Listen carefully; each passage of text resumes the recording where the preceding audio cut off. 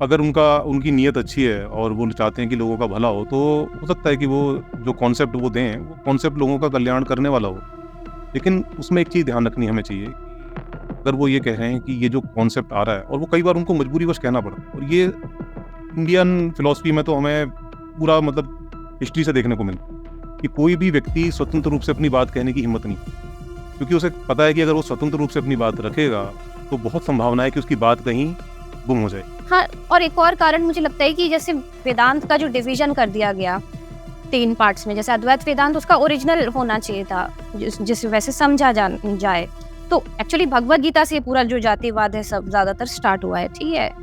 तो अद्वैत वेदांत में आदि शंकराचार्य ने क्या किया कि वेदांत की प्रस्थान त्रय के अंदर भगवत गीता को डाल दिया कि अब ये मतलब अद्वैत वेदांत के जो कॉन्सेप्ट्स हैं जो उपनिषद से आ रहे नॉन डुअल फिलॉसफी की तरह इसको समझा जाना चाहिए। पूर्व कर्मानुसार जन्म है आपका, जैसे पहले आपने जो कर्म करे हैं उसके अनुसार आपका जन्म होगा, और जिस जगह जन्म होगा उस जन्म अनुसार आपका वर्ण होगा। वो कहते हैं ना कि भाई नहीं वर्ण तो कर्मानुसार होता है, नहीं जन्मानुसार है। वो जहाँ जन्म होगा आपका उसका वो आपका वर्ण है, और फिर उस वर्ण के अनुसार आपका कर्म। जो वर्ण जिस वर्ण में आप पैदा होगे, शूद्र वर्ण में पैदा होगे तो शूद्र वाले काम करने, आपको ब्राह्मण वर्ण में पैदा होगे तो ब्राह्मण वाले काम करने। हो सकता है वो बड़े वैज्ञानिकों में पता हो कि लड़के से ही वाई क्रोमोसोम पास होता है, ठीक है, उनका वंश। हाँ, ये एक हो सकता है अर्पित भैया ने जो कहा, उसके अलावा भी। आप दोनों बंगाल से हो तो क्योंकि मैंने सुना है कि वहाँ पर तो मतलब जो पूजा वगैरह में भी मछली का इस्तेमाल करते हैं। हाँ, है ना? हाँ, तो अभी देखो इधर नॉर्थ आदि, अब सोचो नॉर्थ में वो कहेंगे यार अरे यार ये पूजा पाठ में मछली, नहीं राम राम राम कानों से हाथ लगाएंगे। इन टर्म्स ऑफ मैं बोल रही थी कि जैसे एटलीस्ट एक्सेप्ट तो किया, द्रौपदी को ऐसे बोल तो नहीं दिया कि अब जला ही देंगे तेरे को कि तू पूरा इमेज खराब हो गया तेरा। एटलीस्ट हमने रिस्पेक्ट तो दी कि चलो 5 से शादी की, फिर भी इस्लाम में तो मुझे लगता है मार ही देते, उनके तो एग्जाम्पल ही नहीं है। मैंने कहा आप एक बात बताओ, आपको अपने परदादा के दादा का नाम पता है? अरे नहीं, परदादा का तो पता है, उनके पीछे का नहीं पता। मैंने कौन सा खानदान आपका? आप कौन से मुगल खानदान जिसका चलना आगे बहुत जरूरी है। जिसका चलना आगे बहुत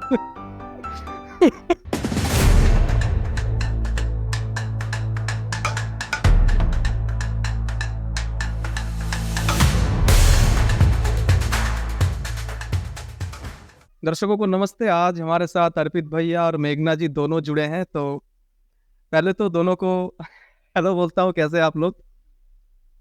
बढ़िया हैं, मजे में हैं। बढ़िया, आपकी उम्मीद करता हूँ अच्छे होंगे। जी और ठीक चल रहा है।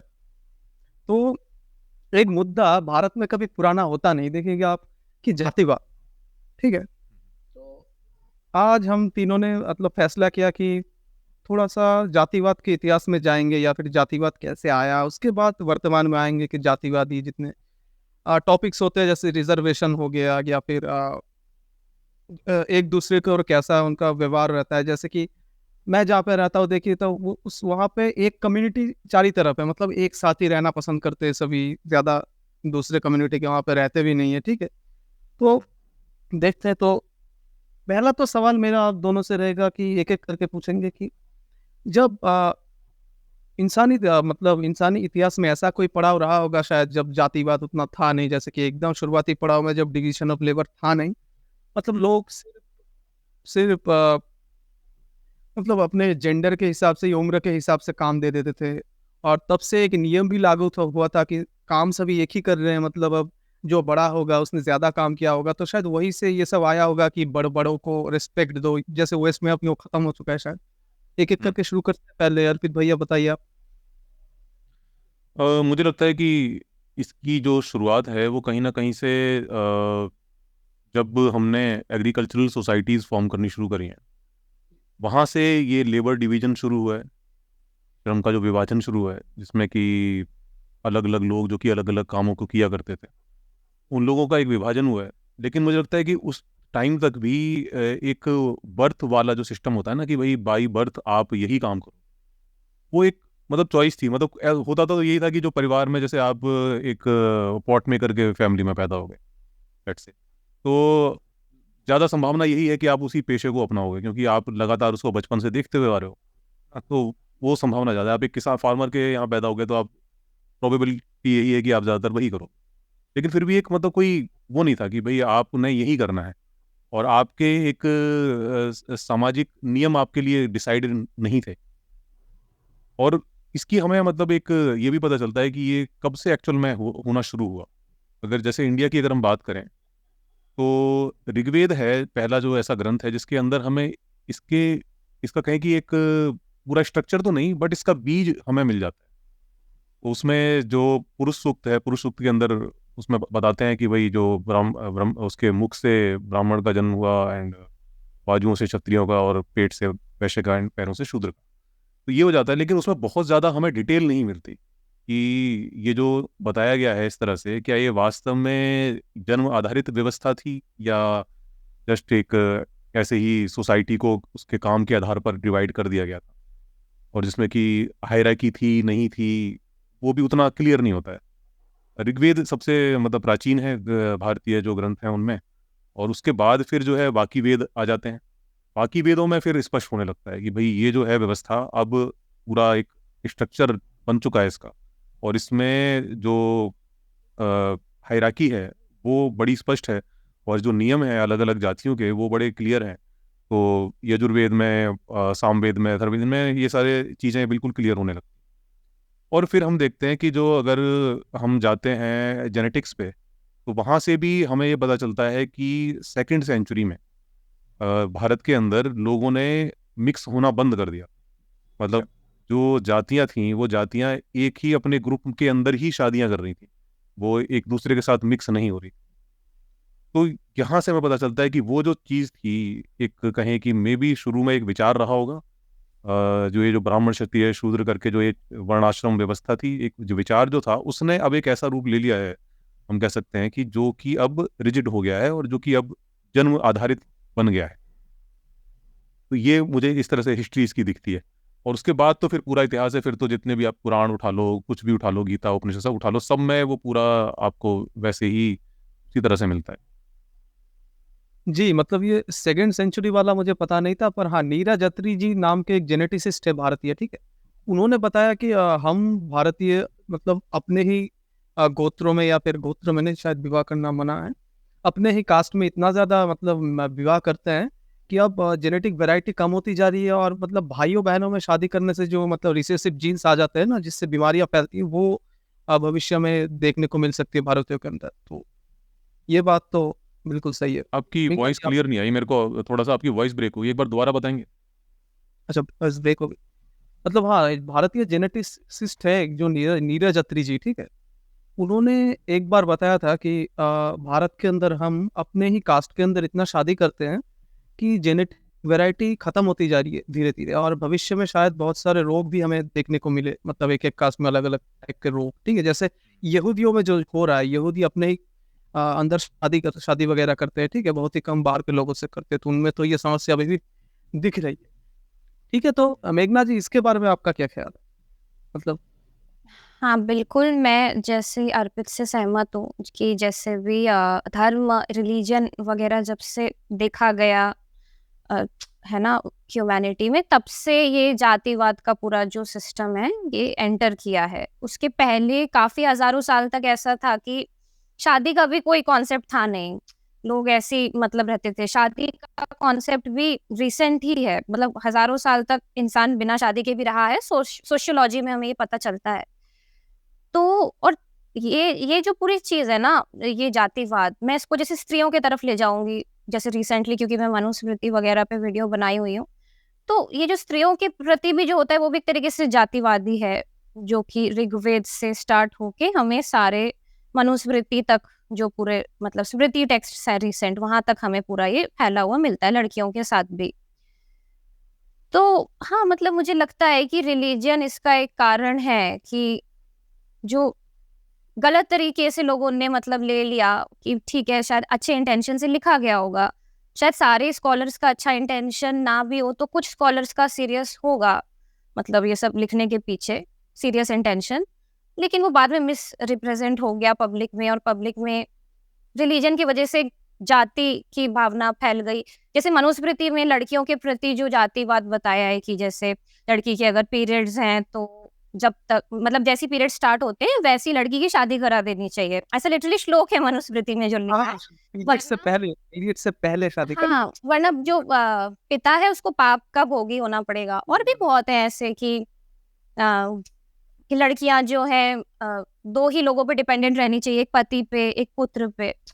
तो बेसिकली सिस्टम बनाने के नाम पे मुझे लगता है जब से हम जंगल छोड़ के एक सिविलाइजेशन में रहना स्टार्ट करने लगे ना, तब से सिस्टम बनाने के नाम पे रिलीजन जब उसके साथ मिक्स हो गया, क्योंकि रिलीजन तो एक्चुअली देखा जाए तो एक सेपरेट इंक्वायरी होनी चाहिए स्पिरिचुअलिटी की, उसका इन सब चीजों से व्यवस्था कैसी चलनी चाहिए, परिवारवाद से कोई संबंध नहीं होना चाहिए या लिंग से, लेकिन उसकी वजह से वो घुस गया इस चीज में।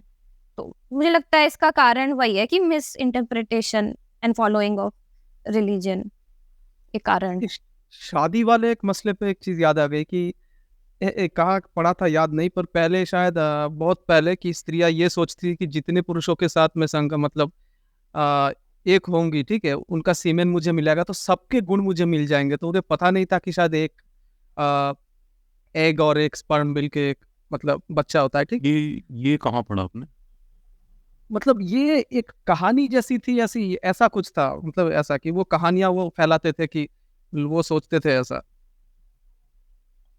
वही कहानी आई है, वही बातें कि हम प्रूफ पे जाते नहीं कहानियों पे। कहानी जैसा एक फैला रहे थे वो, फैक्ट नहीं कोई, वो सोचते मतलब ये कहानी फैला रहे थे कि अलग अलग पुरुषों के साथ अगर मिलित होंगे तो उनके सारे जो गुण हैं उन मिल जाएंगे, जैसे वो पुराण वाले जो जैसे कहानियां आपको मिलते हैं वैसी एक कहानी।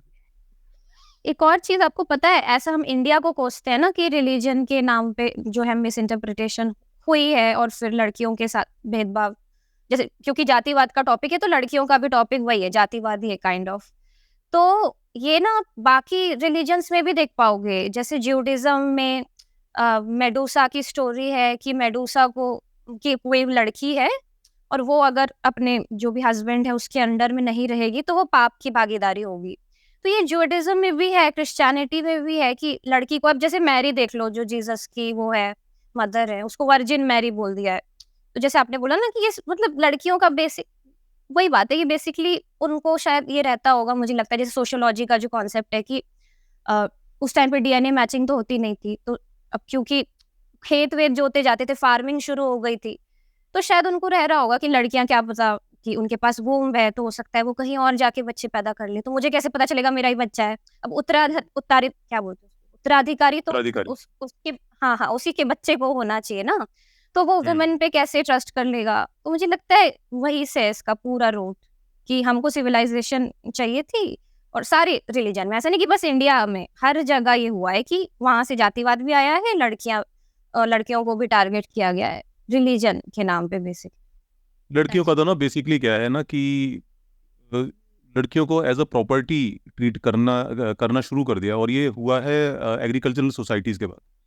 और ये जो प्रॉपर्टी की जो भावना है ना कि ये मेरा है और इस पर मेरा अधिकार है, ये भावना ही तब आई है जब एग्रीकल्चरल सोसाइटीज़ फॉर्म होनी, जब हमने फार्मिंग करी है, तभी हमने घर बसाने शुरू करे हैं, तभी हमने फार्म लैंड है और उसको कोई तो ओन करेगा उसको, और जो ओन करेगा वो प्रॉपर्टी उसकी है, जो जगह जिसकी है वो प्रॉपर्टी उसकी है। तो ये प्रॉपर्टी वाला जो कॉन्सेप्ट है ना, ये बेसिकली जो पहले जो होती थी, जो हंटर गैदरर सोसाइटीज़ थी, जो अपने घूमते फिरते थे, शिकार करते थे, खाते थे, उनमें जो स्त्री होती थी वो किसी एक की नहीं होती थी, उसकी चॉइस थी। उसका मन है कि मेरे को अभी इसके साथ रहना अच्छा लग रहा है, वो उसके साथ रह रही है, फिर उसका मन करेगा अब नहीं मेरे को रहना तेरे साथ। और जो भी बच्चे होते थे वो कलेक्टिवली पाले जाते थे, वो कम्यून के बच्चे थे। वो ऐसा नहीं था कि उसका जो बोझ है वो उसी स्त्री के ऊपर ही पड़ रहा है, वो पूरा कम्यून उनको मिलकर पाल रहा है। तो वो स्त्री भी आज़ाद थी, उसके लिए भी कोई टेंशन नहीं थी। अब जब ये एग्रीकल्चरल सोसाइटीज़ फॉर्म हुई तो एक परिवार का कॉन्सेप्ट बना, उसमें फिर ज़मीन का कॉन्सेप्ट है, जायदाद कॉन्सेप्ट, तो वहाँ पर जो स्त्री है, स्त्री को एज अ प्रॉपर्टी ट्रीट करना धीरे धीरे हमने शुरू कर दिया। क्योंकि जब आप जो लड़की है उसको मतलब क्योंकि वो एक काइंड ऑफ कमोडिटी है ना, आपके सुख का साधन भी है ना वो। तो जो पुरुष है उसके सुख का साधन है, वो उसको उसके सुख के साधन की तरह देखा। उन्होंने कहा था कि ये जो प्रॉपर्टी है मेरी, इसको मैं ऐसे तो किसी को नहीं, जैसे मेरी कोई ज़मीन है ना, तो मेरी ज़मीन में आके कोई एनक्रोचमेंट कर जाए तो ये तो मैं बर्दाश्त नहीं करूँगा। तो वहाँ से ये जो पवित्रता की धारणा और ये कि भाई कोई भी शील भंग ना करे लड़की का, ये जो चीज़ है ना, ये कॉन्सेप्ट वहाँ से आने शुरू हुए। जब हमने प्रॉपर्टी बना दिया, और प्रॉपर्टी बनने के बाद से ही जो जितना ये ट्रीटमेंट आप देखते हो ना जो महिलाओं का, और ये अक्रॉस ऑल द रिलीजन है, सभी धर्मों में ऐसा ही है, कोई एक रिलीजन की कहानी नहीं है। जो स्त्री जो है ना वाकई में वो हर धर्म के अंदर दलित है, उसमें कोई एक्सेप्शन नहीं है। तो ये जो सारी चीज़ है ना वो सिर्फ इसीलिए है कि उसको एज अ प्रॉपर्टी आप ट्रीट कर रहे हो, आप उसको ह्यूमन मान ही नहीं रहे कि वो एक ह्यूमन बीइंग है, उसकी भी इच्छाएं हैं, उसका भी मन है, क्या करना है क्या नहीं करना है। और मनुस्मृति कहती है कि जो स्त्री है वो स्वतंत्र होने योग्य नहीं है। जो पहले जब वो छोटी है तब पिता उसकी रखवाली करे, जब बड़ी हो जाए तो भाई रखवाली करे, और फिर या फिर पति रखवाली करे, और जब बूढ़ी हो जाए तो बेटा रखवाली करे। तो स्वतंत्रता जो है वो देना नहीं चाहता कोई भी रिलीजन स्त्री को। जब स्त्री स्वतंत्र होती है तो सबसे ज़्यादा जो आघात पहुंचता है उन्हीं लोगों को पहुंचता है जो कि धर्म से जुड़े हुए हैं। वो नहीं स्वतंत्रता देना चाहते। जी, यहाँ पे मतलब हाँ, जो जब हंटर गैदरर्स थे, हम हमारे पास शायद कुछ था भी नहीं कि हम संपत्ति का यार उतनी चीजें ले हाँ, संपत्ति के लिए क्या क्या इकट्ठा करना था, वो डेली शिकार करना है, डेली आपने कंज्यूम करना है। आपके पास कोई अब आज यहाँ हो कल वहां हो, तो आप कुछ इकट्ठा कर ही नहीं सकते, क्या इकट्ठा करोगे? जो करोगे इकट्ठा थोड़ा करेंगे बहुत भी तो इकट्ठा करेंगे भी तो ना, तो मतलब ले जाने में बहुत मुश्किल हो ले जाएगी। जाने में दिक्कत होगी, सही बात है। जी, तो हाँ, एक मार्क्स ने चीज बस ऐड करना चाहूंगी मैं स्त्रियों के मैटर में, बस कि जैसे एटलीस्ट इंडिया में पहली बार ऐसा देखा गया कि जब वैदिक फिलॉसफी आई तो उसमें जो फिलोसोफर्स के नाम थे वो लड़कियों के आ रहे थे। तो इस चीज में हम इंडिया को थोड़ा क्रेडिट दे सकते हैं कि जैसे रे, गार्गी, इन लोगों का नाम आया। वेस्ट में आप देखो, हम बोलते हैं ना कि वेस्ट में बहुत वुमेन जो है फ्री है और इंडिया ने तो आजादी नहीं दी है लड़कियों को, ऐसा नहीं है। स्टार्टिंग उस टाइम पे देखोगे ना, जब इन्वेडर्स वगैरह के पहले का जो टाइम था, अच्छा गोल्डन एज ऑफ इंडिया जिसको मौर्यन टाइम भी बोला जाता है, गोल्डन एज ऑफ इंडिया, तब सब जो आए थे स्कॉलर्स वगैरह बाहर आए थे, तो उस टाइम पे ना लड़कियों के नाम आते हैं बहुत इंडिया से, मैत्रेयी, गार्गी फिलोसोफर्स हैं उस टाइम की। तो इस चीज का इंडिया को थोड़ा क्रेडिट मिलना चाहिए। उस टाइम वेस्ट में कोई भी आपको उतने पहले कोई नहीं मिलेगी ऐसे स्कॉलर जो इंडिया से नाम आ रहे थे। और तो अभी खैर मनुस्मृति की वजह से पूरा ही कचरा हो गया, अब तो क्या ही। हाँ, बहुत ज़्यादा नहीं है, कुछ नाम हैं, और एक्चुअल में वो एग्जिस्ट करते थे भी नहीं करते थे, उनके भी कोई बहुत ज़्यादा हिस्ट्री नहीं मिलती। अब जैसे कि मान लीजिए कि कोई, मतलब जो मेल फिलोसफर्स हैं उनके पूरे पूरे दर्शन आपको मिलते हैं। आदि शंकराचार्य का मिल जाएगा, आप न्याय शास्त्र है जैमिनी का, मतलब उनके आपको नाम मिल जाएंगे। और बहुत से गुमनाम भी हैं जिन्होंने अपना नाम नहीं दिया लेकिन भगवान के नाम पर अपनी रचनाएं चलाने की कोशिश की। और इसी तरह से अगर हम उनकी बात करें जो वैज्ञानिक है प्राचीन, तो उसमें भी आपको पुरुषों का ही ज़्यादा मिलेगा। तो मतलब कह सकते हैं कि चलो ठीक है, कम से कम नाम तो आ रहा है स्त्रियों को, लेकिन अब वो किस दौर की बात है, कब की बात है, और क्यों आया है नाम, ये भी मतलब एक बार हमें समझना पड़ेगा। क्योंकि फिर हम बात आगे जब देखते हैं ना तो हमें बहुत ज़्यादा कुछ योगदान दिखता नहीं है। आगे जो पूरा जो जिस तरह के ग्रंथों में जिस तरह का चीज़ें लिखी हुई हैं, उससे तो ये लगता है कि वो जो पैट्रियार्कल जो स्ट्रक्चर था वो काफ़ी लंबे समय से चला रहा है। मे भी बहुत पीछे हो सकता है कि ऐसा ना रहा हो। हाँ, मतलब एक चीज जो मुझे थोड़ी बेटर लगती कंपैरिजन टू इस्लाम, मतलब लड़कियों के वर्ड टू वर्ड स्पेसिफिक, कि एटलीस्ट लड़की मतलब बहुत ज्यादा वो, हमें हमारे पास ऐसा नहीं कि रेस्ट्रिक्टेड एग्जाम्पल्स हैं। थोड़े हमें जैसे कृष्ण वगैरह की जो फिलोसफी मिल जाती है, फिलोसफिकली मैं बोल रही हूँ कि जैसे उनका कैरेक्टर दिखाते थे कि इतनी सारी वाइफ वगैरह थी, या द्रौपदी का जो केस दिखाते हैं कि उसके 5 पति थे। तो कंपैरिजन टू इस्लाम एटलीस्ट मुझे लगता है थोड़ा हिंदुइज्म में थोड़ा लड़कियों को एग्जाम्पल ज्यादा मिलते हैं थोड़ा ओपन होने के। नहीं, आप जैसे ना द्रौपदी एग्जाम्पल वगैरह गलत, को देखते। नहीं एग्जाम्पल ना आप गलत दे रहे हो। तो अगर द्रौपदी का अगर आप एग्जाम्पल दे रहे हो ना, तो फिर वहां पर उसका कंसेंट नहीं है। वो उनकी माँ ने बोला है कि जो भी तुम लेके आए हो वो 5 में बांट लो। कंसेंट का है लड़की का, वो तो वस्तु की तरह 5 लोगों में बांट लिया गया। कृष्णा का जो एग्जाम्पल है वहां पर जो उनकी रानियां हैं वहां भी उनका कंसेंट नहीं है। वो कहीं उन्होंने कोई राजा था, पता नहीं मैं नाम बोल रहा हूँ, उससे वो युद्ध जीता और उसकी जो दासियां वासियां थी उसको नरकासुर रानी बन, नरकासुर। तो उनकी तो हाँ, इन एक अगर टर्म्स ऑफ एग्जांपल अपने अगर आपको मतलब देना है मैं ना, बोल रही थी कि तो जैसे इस्लाम अच्छा में कुछ एग्जांपल मैं ज्यादा आपको होता बताता हूँ। है। हाँ। हाँ, मैं अच्छा एग्जांपल आपको बताता हूँ।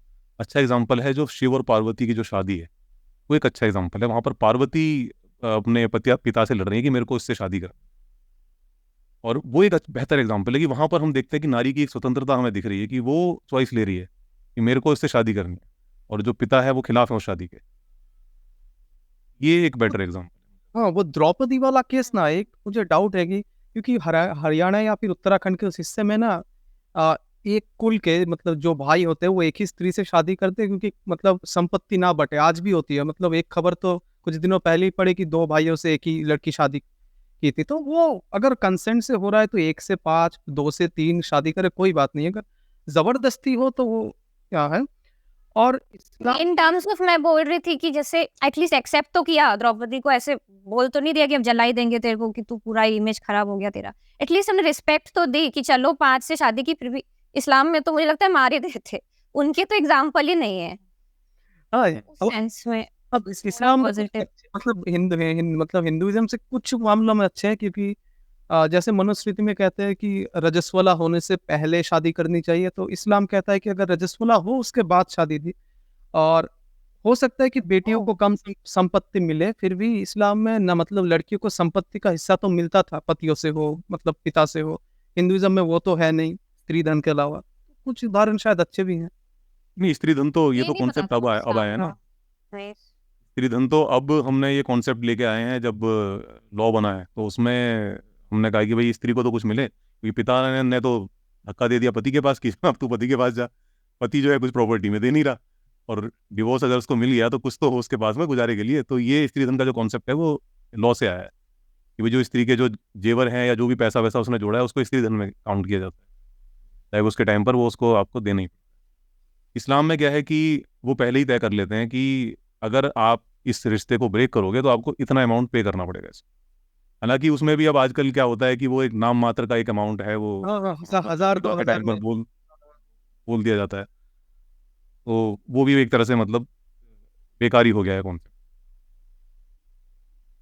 जी जी, मतलब हाँ, जैसे कि जातिवाद में जो मतलब मूल चीज मुझे दिखती है कि ये काम छोटा है, ये काम बड़ा है। हम बड़ा काम कर रहे हैं तो हम उनसे ऊंचे हैं, वो नीचा काम कर रहे हैं तो वो हमसे नीचे हैं, ठीक है। तो जैसे अर्पित भैया ने जैसे कहा कि जब डिवीजन ऑफ लेबर आया, ठीक है, तो वहां पे जब हमने कृषि का मतलब आविष्कार किया, तब उसके बाद हमारे पास कुछ ऐसे लोग भी मतलब एक्स्ट्रा रह गए जो दूसरा काम भी कर सके। तो उसके बाद बाकी पेशे आए, या फिर जो मतलब जो बाकी होते हैं कि पॉटर हो गया, या फिर जो और पेशे होते हैं, ठीक है। तो और यहाँ से एक मतलब मतलब मार्क्स जो है उनकी एक बात कह रहा था कि मार्क्स ने कहा था कि कुछ लोग उत्पादन करते थे, और जो कुछ लोग मतलब एक और वर्ग अगर मतलब उनके उत्पादन को छीन ले सका, या फिर अ, उनको दास बना सका, तो वो अपर वर्ग मतलब ऊपरी हिस्सा बन गया, ऊपरी तबका बन गया समाज का। और जिन्हें दास बना लिया वो मतलब निचले क्रम के हो गए। तो ऐसे भी शायद वहाँ पे जातिवाद आया होगा शायद। तो मे भी ऐसा हो सकता है कि ऐसा ही हुआ हो कि अच्छा, ये भी हो सकता है कि बहुत सारे भारत के केस में तो ना, तो मुझे ये लगता है कि यहाँ पर इन्वेडर्स लगातार आते रहे, और उनमें से जो ताकतवर रहा इन्वेडर जिसने कंट्रोल कर लिया बाकियों को, तो वो तो ऊपर हो जाएगा वो तो अपने आप को ऊपर ही रखेगा ना। और जो बाकी होंगे जो कि छोटा मोटा कुछ काम कर रहे होंगे, तो उनको उसने नीचे स्थान पर रख दिया हो। ये भी केस हो सकता है। यहाँ तो लगातार मतलब वेव्स ऑफ माइग्रेशन यहाँ तो चलता ही रहा जी जी। मेरे को ना जातिवाद का ये भी लगता है कि मतलब मेरे ख्याल से ना ये जो परिवारवाद करते हैं ना हम लोग, कि जैसे जातिवाद तो हम लोग नोटिस कर लेते हैं कि इंडिया को बर्बाद कर रहा है, कि ये जाति है वो जाति है, लेकिन हम ये भी नहीं देखते कि हम भी जातिवाद करते हैं कि जैसे अपने बेटे के लिए ही करेंगे जो करेंगे। है तो खुद का ही बेटा पैदा होना चाहिए, जैसे पॉपुलेशन बढ़ती जा रही है, पर जो ऑलरेडी लेफ्ट आउट चिल्ड्रन है उनको अडॉप्ट नहीं करेंगे।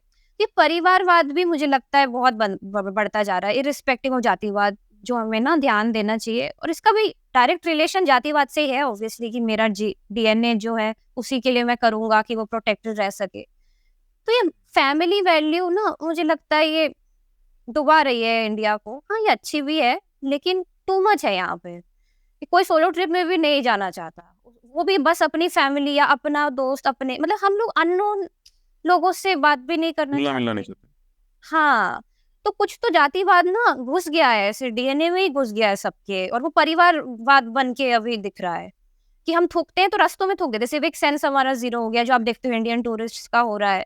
घर पे नहीं थूकेंगे हम, घर पे कौन थूकता है, पर नहीं, रोड हमें लगता है ये तो बाहर की है। तो वही रिलीजन का वो जो मिस इंटरप्रेटेड कॉन्सेप्ट है ना, कि अब तो पुनर्जन्म होगा, तो हमें क्या करना है, ये तो मृत्यु लोक है, तो इसको क्यों बचाना है ना, इस पे थूको, तो हम तो कहीं और के हैं, हम तो परलोक चले जाएंगे। तो यही रीजन है सिविक सेंस भी मतलब बिगाड़ने का इंडियंस का। हाँ, ये तो है, परिवारवाद तो खैर बहुत ज़्यादा है हमारे यहाँ। वाकई में मतलब हम फ्री छोड़ते ही नहीं अपना ना अपने बच्चों को। उसका रीज़न ये है कि बच्चे को हम इतना लाड़ करते हैं, इतना लाड़ करते हैं कि उसे उसकी बुढ़ापे तक भी, मतलब अगर माँ बाप हैं जिंदा और बच्चा 40 का मे बी 50 का हो गया है, वो तब तक भी कोशिश करते हैं कि जो उसके डिसीजन जो है ना उसको हम कंट्रोल करें। ये चीज़ है। जबकि वेस्ट में देखते हैं कि भाई एक बार आप बड़े हो गए तो आपकी ज़िंदगी है, आपको क्या फ़ैसला लेना है। हाँ, ये ठीक है भाई, बता देते हैं कि भाई मैं इससे शादी कर रहा हूँ या मैं ये कर रहा हूँ, ठीक है, उसमें कुछ उनको राय देनी होती है, दे लेते हैं, लेकिन कंट्रोल नहीं करते। यहाँ पे तो बड़ा कंट्रोल है। और शायद इसी वजह से मतलब हमें लगता है कि जो अपना एक जो वंश की जो परंपरा हमारी चली आ रही है हमारा, अच्छा पता नहीं होगा, अगर किसी से पूछो कि भाई आप एक, जब मैं एस्ट्रोलॉजी का काम करता था, मेरे पास एक आए थे, तो उनके ना 3 लड़कियां हो गई थी, अब चौथा ये ट्राई कर रहे थे, कोशिश कर रहे थे इस बार लड़का हो जाए। बोले कि कुंडली देखो, आप बताओ मेरे को कि लड़का हो सकता है क्या। मैंने देखा, मैंने कहा मुझे तो खैर उस समय अपना काम निकालना था, मैंने कहा ठीक है मैं कुछ उपाय आपको बताता हूँ। फिर मैंने कहा कि अच्छा एक बात बताओ, क्यों करना है लड़का। कह रहे कि वो फिर परिवार कैसे चलेगा, हमारे खानदान का तो हमारा नामो निशान ही मिट जाएगा। मैंने कहा आप एक बात बताओ, आपको अपने परदादा के दादा का नाम पता है। कह रहे नहीं, परदादा का तो पता है, उनके पीछे का नहीं पता। मैंने कौन सा खानदान आपका, कौन, आप कौन से मुगल खानदान से, जिसका चलना आगे बहुत जरूरी है। मतलब जिसका चलना आगे बहुत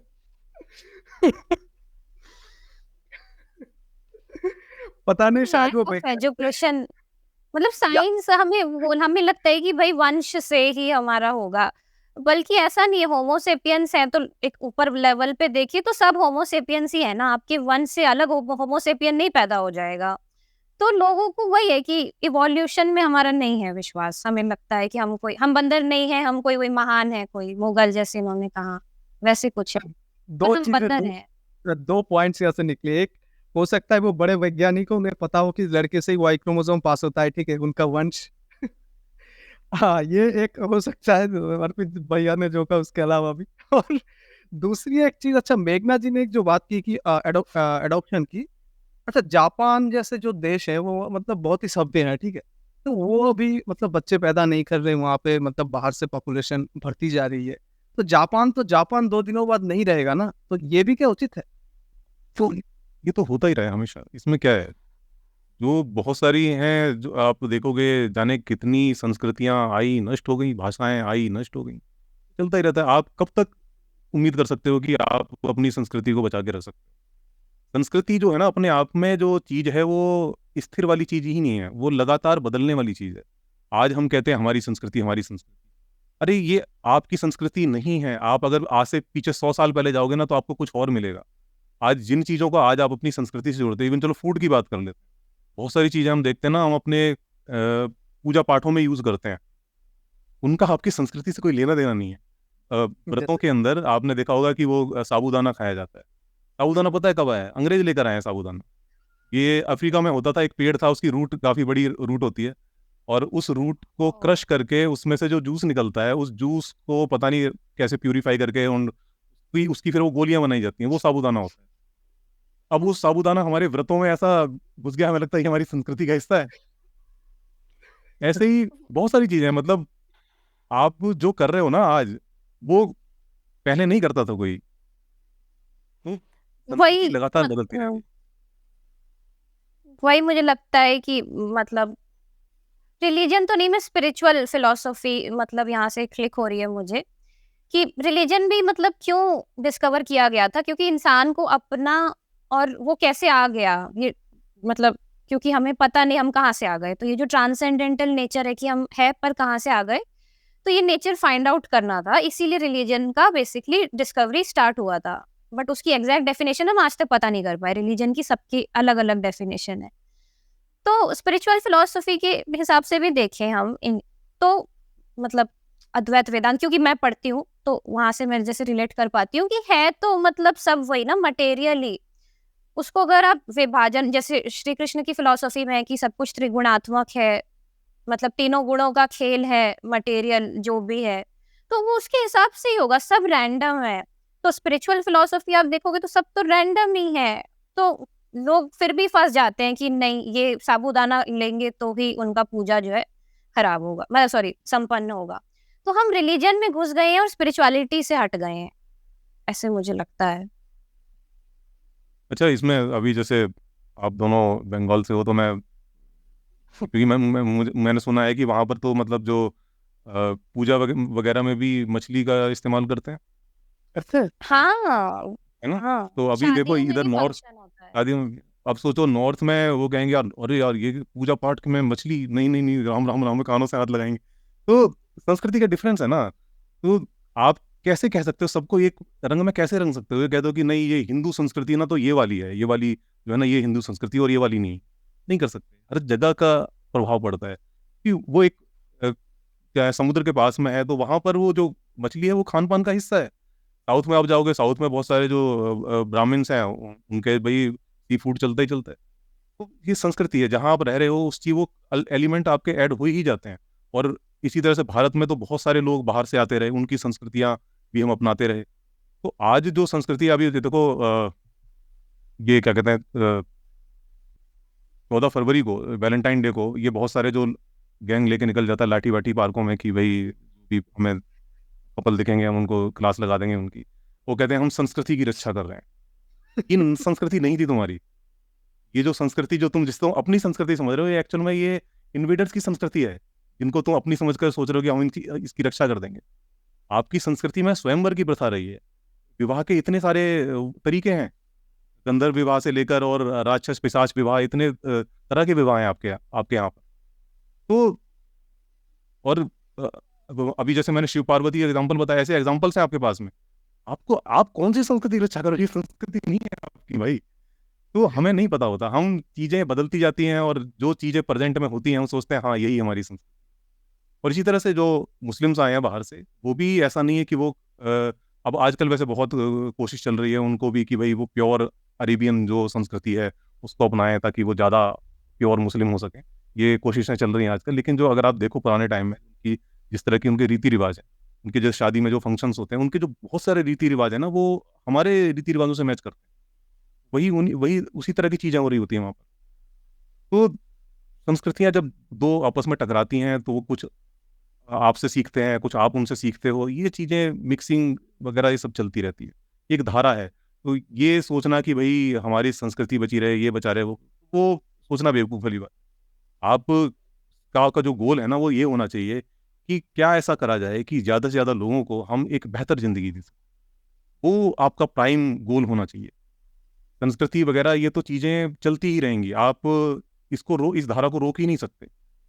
ये ऐसे ही बहती रहेगी, आपके ना रोकने से रुक जाएगी, और ना आपके उसमें कुछ करने से वो कुछ बदल जाएगी। जी मतलब भारत भारत में प्रवेश करने से पहले कुछ बाकी जगहों पे भी उदाहरण देख लेते हैं कि क्या वहाँ जातिवाद है, क्या कोई कुछ और है। जैसे कि एक तो हमें दिखता है कि मतलब साफ साफ अमेरिका में कि जैसे व्हाइट्स और ब्लैक्स के अंदर जो चल रहा है, ठीक है। तो उसे क्या जातिवाद कह सकते हैं या फिर कुछ और कहे या फिर कुछ और लेयर्स भी हैं? पहले मेघना बताइए। मतलब वहां पे जो जातिवाद चलता है ये आप कह रहे हो कि हाँ ब्लैक हाँ, व्हाइट का? जातिवाद यहाँ से अलग है या हम्म, कुछ और है? नहीं मतलब देखो मूल तो वही है कि आप सब कुछ हटा भी दो ना, आप रिलीजन एलिमिनेट कर दो, सब कुछ एलिमिनेट कर दो, लेकिन इंसान का इवोल्यूशन कुछ इस तरीके से हुआ है ना कि वो मतलब सुपीरियर हो जाता है कि मैं कंज्यूम करूं, तभी आप इतना क्लाइमेट चेंज का डिनायल देखते हैं ना। तो मतलब वो है कि इंसान करेगा ही कि अपने आप को सिक्योर करने के लिए फिर जातिवाद करेगा, तो इरिस्पेक्टिव ऑफ कंट्री वो होगा, ऐसा नहीं कि इंडिया में होगा।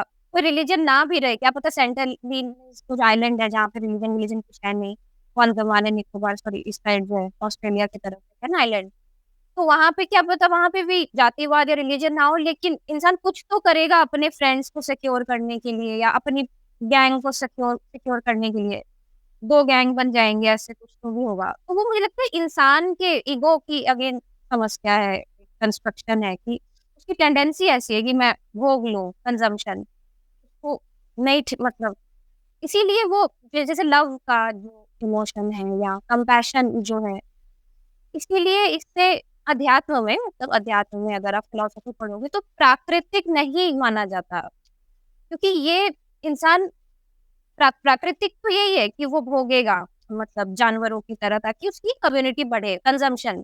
लेकिन पता नहीं क्यों ये जो लव है, कंपैशन है, ये ऐसे देखे गए हैं कि प्राकृतिक नहीं है, फिर भी इंसान कर लेता है जो जानवर नहीं करते, जो हमें जानवर और इंसान को अलग बनाते हैं, ये जो कंपैशन है, लव वाली जो चीजें हैं, तो इसको अध्यात्म में बोलते हैं कि प्राकृतिक नहीं है। क्या है पता नहीं, पर प्राकृतिक नहीं है। तो मुझे लगता है कि वो करेगा, क्योंकि वो टेंडेंसी है इंसान की, does not depend on place या इंडिया है कि क्या है, इंसान वैसा ही इवॉल्व हुआ है, वो करेगा। अच्छा भैया जी मेघना, हाँ हाँ, मेघना जी जैसा जिसने जो मेघना जी ने जो पॉइंट उठाया कि ब्लैक्स और वाइट्स के अंदर तो शायद जीन्स का फर्क है, ठीक है, तो वो तो अलग खुद को देखेंगे कि वो अलग एक दल है, हमारा एक अलग दल है, हम खुद को बचाएंगे, वो हम इन्वेट कर रहे। भारत में ऐसा हो सकता है? भारत में मुझे लगता है कि चक्कर क्या है ना कि एक तो ये तो चीज़ है ही कि जो हमसे अलग होते हैं ना, जो हमसे अलग दिखते हैं, तो हम उनके साथ मिक्स होने में हिचकिचाते हैं। ये चीज़ आप बार बार देख सकते हो अलग अलग जगहों पे कि ये चीज़ होती है। इंसान की कोशिश यही रहती है कि वो अपने ही जो ग्रुप है उसके अंदर ही वो सेफ फील करता है, क्योंकि जो उससे अलग दिख रहे हैं ना, उसके बारे में उसके मन में एक डर होता है कि वो पता नहीं कैसे सोचते हैं, क्या क्या करते हैं, कैसे नहीं करते हैं, तो उनको लेकर एक डर होता है, इसलिए वो उनसे मिक्स नहीं होना चाहता, उनसे अलग रहना चाहता है। और इसीलिए धारणाएं बन जाती हैं कि भाई हम ज़्यादा श्रेष्ठ हैं बिकॉज हम वाइट हैं। ये है, लेकिन भारत के केस क्या है कि भारत में जो जाति व्यवस्था है उसमें ना तो कोई कलर वाली कोई ऐसी चीज़ है भाई, जिसके साथ आप जातिवाद करते हो, जिसको आप शूद्र कहते हो, दलित कहते हो, वो भी आपके जैसा ही दिखता है। ऐसा तो नहीं है कि वो आपसे कुछ बहुत अलग दिखता है, आपके जैसा ही दिखने वाला इंसान है। लेकिन वो जो कॉन्सेप्ट है वो बड़ा जहरीला है कि जो चीज़ अपीरेंट है, आपको दिख रही है, जैसे ब्लैक्स वाला जो अमेरिका में हम देखते हैं कि भाई अमेरिकन हैं और वो उनके अंदर एक बड़ा विजिबल डिफरेंस है, उस चीज़ को समझाना फिर भी आसान है, लोगों को समझाया जा सकता है कि भाई आपका रंग सफ़ेद है या उसका उसका काला है, इससे कोई फ़र्क नहीं पड़ रहा, वो भी इंसान है, अगर उसको भी आप पढ़ाओगे लिखाओगे वो भी आपके जैसा ही जो है हो जाएगा। लेकिन भारत के अंदर समस्या क्या है कि यहाँ वाला जो जातिवाद है ना, इसमें कोई विजिबल डिफरेंस नहीं है, ये बस जन्म के आधार पर चला ही जा रहा है और ये दिमागों में इस कदर घुसा हुआ है कि इसका इलाज करना बड़ा मुश्किल है।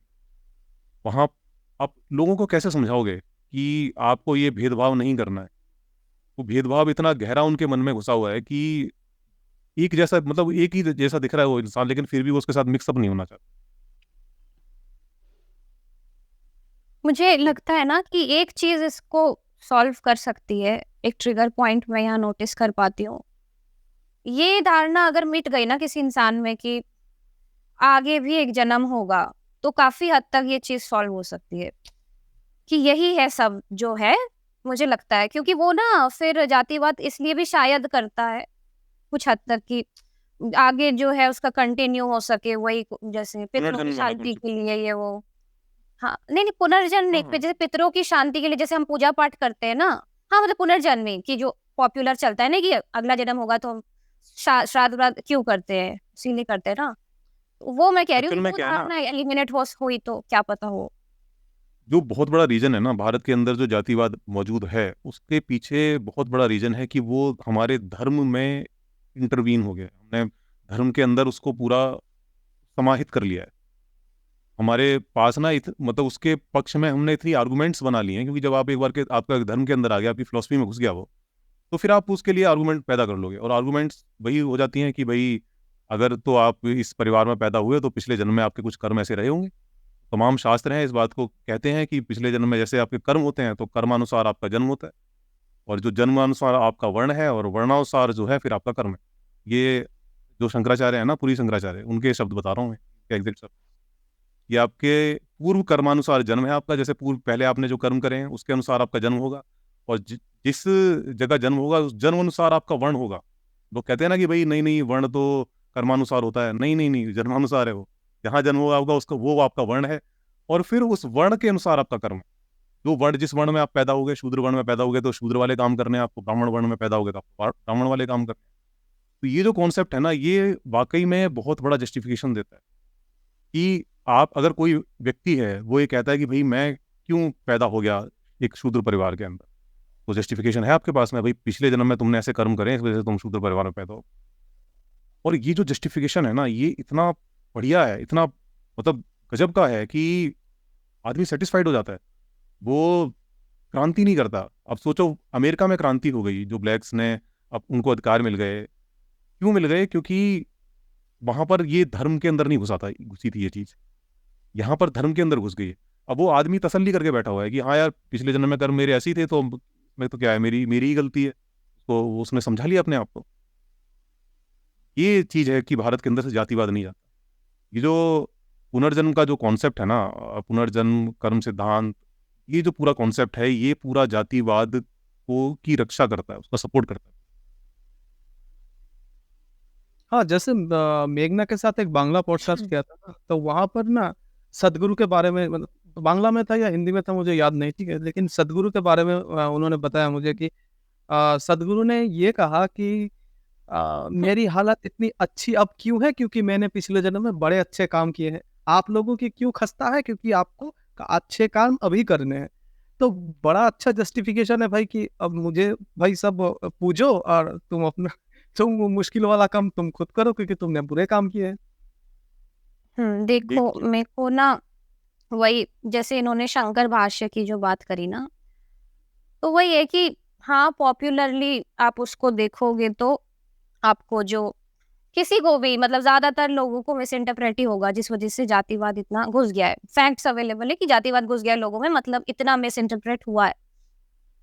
लेकिन जो वही बात है, जो इंटेंशन था जिससे शंकर भाष्य लिखा गया, और जैसे इन्होंने जन्म कर्म वर्ण ये बोला ना कि जन्म से कर्म होता है, कर्म से वर्ण, ये एक एक्सक्यूज मिल जाता है लोगों को, ये बात सच है क्योंकि लोग मिस इंटरप्रेट कर लेते हैं। तो वही एक जो मूल कंफ्यूजन है ना जो हो रहा है कि आदि शंकराचार्य या अद्वैत वेदांत देही का मतलब ईगो से था, उसको लोगों ने आत्मा ले लिया है, ब्रह्मन आत्मा जो है ना वो समझ लिया है इसको, देही को या जीवात्मा को या ईगो को, बट वो एक्चुअली में ईगो है। क्योंकि आप अगर शंकर का पूरा कॉन्सेप्ट देखिए तो वो बार बार देही की बात करते हैं, या अगर आप उपनिषद भी देखोगे तो वो भी जैसे मन को बोलता है कि मन ही है सारा बंधनों का कारण, अगर मोक्ष चाहिए तो मन मन मन है सब कुछ। तो मन मतलब क्या, मतलब ईगो, क्योंकि मन है तभी आप ईगो फील कर पाते हो ना। सेंसेस एक पर्टिकुलर फॉर्म में है, जैसे एक्सीडेंट हो जाएगा अभी तो बॉडी डिस्ट्रॉय हो जाएगी, तब आप ईगो को नहीं फील कर पाओगे। लेकिन क्योंकि बॉडी एक पर्टिकुलर स्ट्रक्चर में है, मेमोरीज काम कर रही है, मेमोरीज को भी अभी डंडा मार देंगे तो भी आपका ईगो चेंज हो जाएगा, आप जातिवाद वगैरह सब भूल जाओगे। तो इसको बोला था एक्चुअली, मतलब अगर शंकराचार्य अद्वैत वेदांत को लेकिन लोगे शंकर वाले अद्वैत वेदांत को, उसको हमने आत्मा से मिस इंटरप्रेट कर लिया। और वो ऑब्वियस बात है क्योंकि उसको समझने के लिए आपको पूरा उपनिषद एक साथ महावाक्य सारे देखने पड़ेंगे, वरना आप एक साथ उसका सार नहीं समझ पाओगे। हाँ, और एक और कारण मुझे लगता है कि जैसे वेदांत का जो डिवीजन कर दिया गया 3 पार्ट्स में, जैसे अद्वैत वेदांत उसका ओरिजिनल होना चाहिए था, जिस वैसे समझा जाए तो एक्चुअली भगवत गीता से पूरा जो जातिवाद है सब ज्यादातर स्टार्ट हुआ है, ठीक है।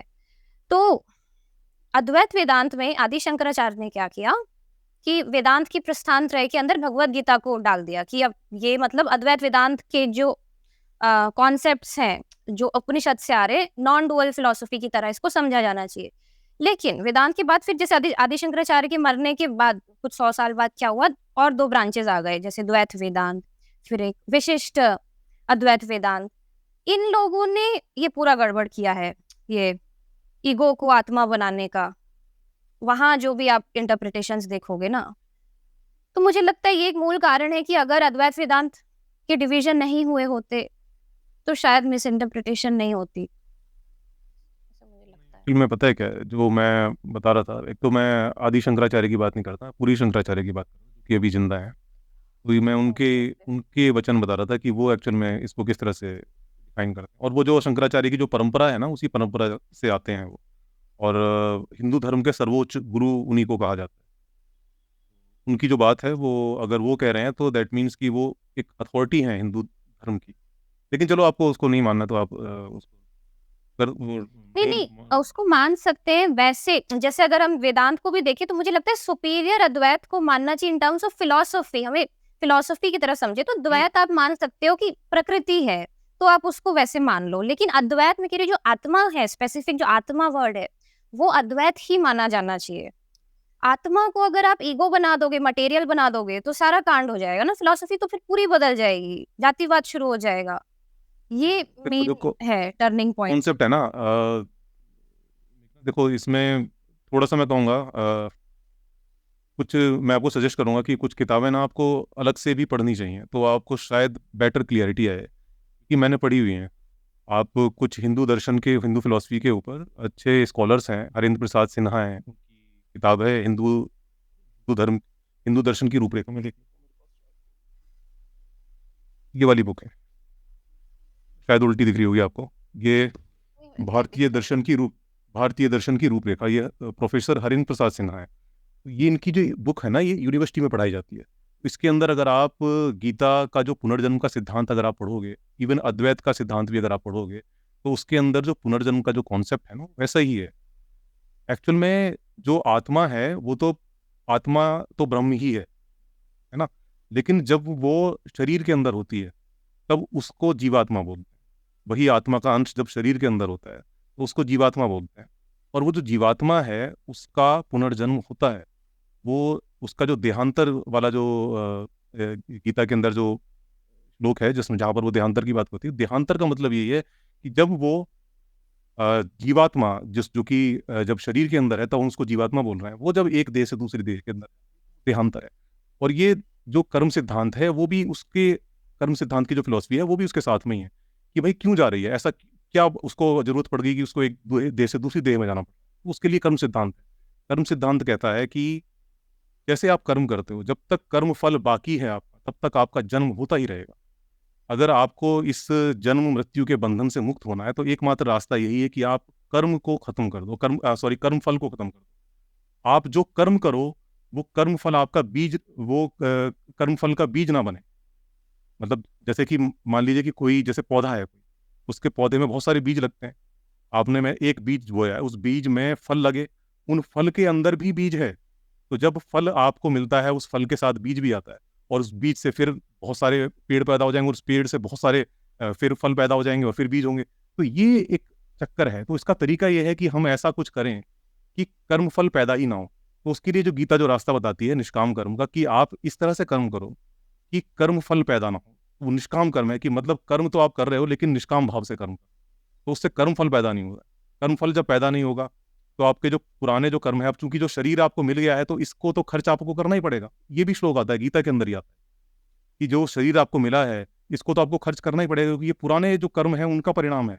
लेकिन अगर आप नए कर्म नहीं पैदा करोगे, कर्म फल नहीं पैदा करोगे, तो जो पुराने आपके कर्म फल हैं, संचित कर्म फल हैं, वो आपके खर्च होते चले जाएंगे।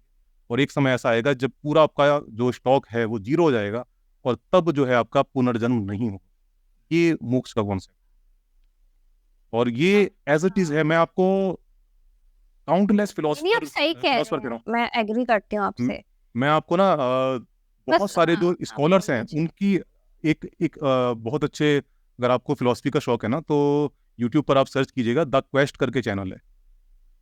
ओके, प्रोफेसर हिम्मत सिंह सिन्हा करके नाम है उनका, और बहुत लर्नेड प्रोफेसर हैं। उनके जो बातें हैं सुनने में भी आपको मजा आएगा, हिंदी में बोलते हैं, और आप उनको लगा के सुनना, मतलब कानों में लीड लगा के भी सुनोगे ना, बहुत सुन के मजा आएगा, बिल्कुल एकदम क्रिस्टल क्लियर कॉन्सेप्ट कर देंगे आप।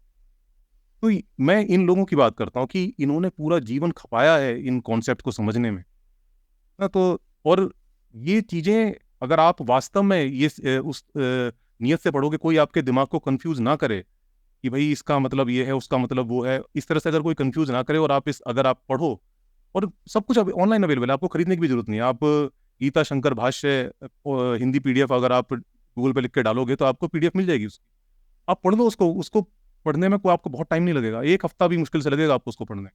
आप पढ़ोगे ना, आपको वाकई में पता चलेगा कि कॉन्सेप्ट जो है यही है। अब इन चीजों को कॉन्सेप्ट तो बिल्कुल यही है। एक चीज जो हम सब मिस आउट कर रहे हैं, बस मतलब हम सब, कि इसमें मेडिटेशन का जो एलिमेंट है ना, डिस्प्लेस हो रहा है। जब हम इसको, हम ये बिल्कुल सारा कुछ जो ये बोल रहे हैं बिल्कुल सही है, बिल्कुल वैसा ही है, लेकिन ये जो पुनर्जन्म का कॉन्सेप्ट है क्यों मिस इंटरप्रेट हो रहा है ईगो की वजह से ना, मैं बताती हूँ कि ईगो यहाँ प्रेजेंट मोमेंट की बात हो रही है। हम क्योंकि सेंसेस हैं, हम जो है हमें लग रहा है कि टाइम चल रहा है, पास्ट फ्यूचर, इसीलिए क्योंकि मेमोरी है, इसीलिए हमें लग रहा है कि है ना अगला जन्म पिछला जन्म होगा। लेकिन मेमोरीज को अगर आप हटा दो तो प्रेजेंट मोमेंट के अलावा कुछ भी नहीं है। तो गीता हो या कोई भी फिलोसफी, मतलब ये वाली जो फिलोसफी होती है आध्यात्मिक, जो अच्छी लेवल की फिलोसफी जैसे भगवत गीता की, ये सब प्रेजेंट मोमेंट में एनालाइज करना चाहिए। तो तभी आप मेडिटेशन, योग की स्थिति में आ पाओगे। तो कितने भी जो हमारे आध्यात्मिक मेडिटेशन टीचर्स, फिलोसोफर्स हुए, गौतम बुद्ध हो गए, जिदु कृष्णमूर्ति हो गए, ओशो हो गए, ये सब मेडिटेशन में स्थित होने की बात करते हैं ना। तो हमें प्रेजेंट मोमेंट में देखना पड़ेगा। तो ये जो अगर हम आत्मा की जगह, लेट्स कंसिडर अभी के लिए, आप अगर इमेजिन करो एक पल के लिए कि आत्मा ईगो है, मतलब वो वाली आत्मा जो लोग बोल रहे हैं ना, वो नहीं है। जैसे मैंने इसकी एक कॉन्सेप्ट है नाहम कालस्य अहमेव कालम, उपनिषद का, कि मैं काल में नहीं हूँ, काल मुझ में है। तो इसका तो आत्मा के अंदर, मतलब प्रेजेंट मोमेंट जो है सत्य, उसके अंदर अहम वृत्ति, मतलब आई टेंडेंसी, ईगो का जन्म हो रहा है। मतलब यहाँ पे आई टेंडेंसी का जन्म बोल रहे हैं कि कोई भी रैंडम पुतला जो है बंदर जैसे इवॉल्व होके पैदा हो जाएगा।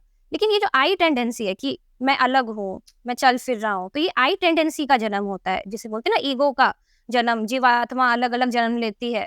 तो ये प्रेजेंट मोमेंट जब आत्मा बेस में है, उस पे एक सवाल जीवात्मा पूछ सकता अलग हूँ? अलग जन्म लेती है।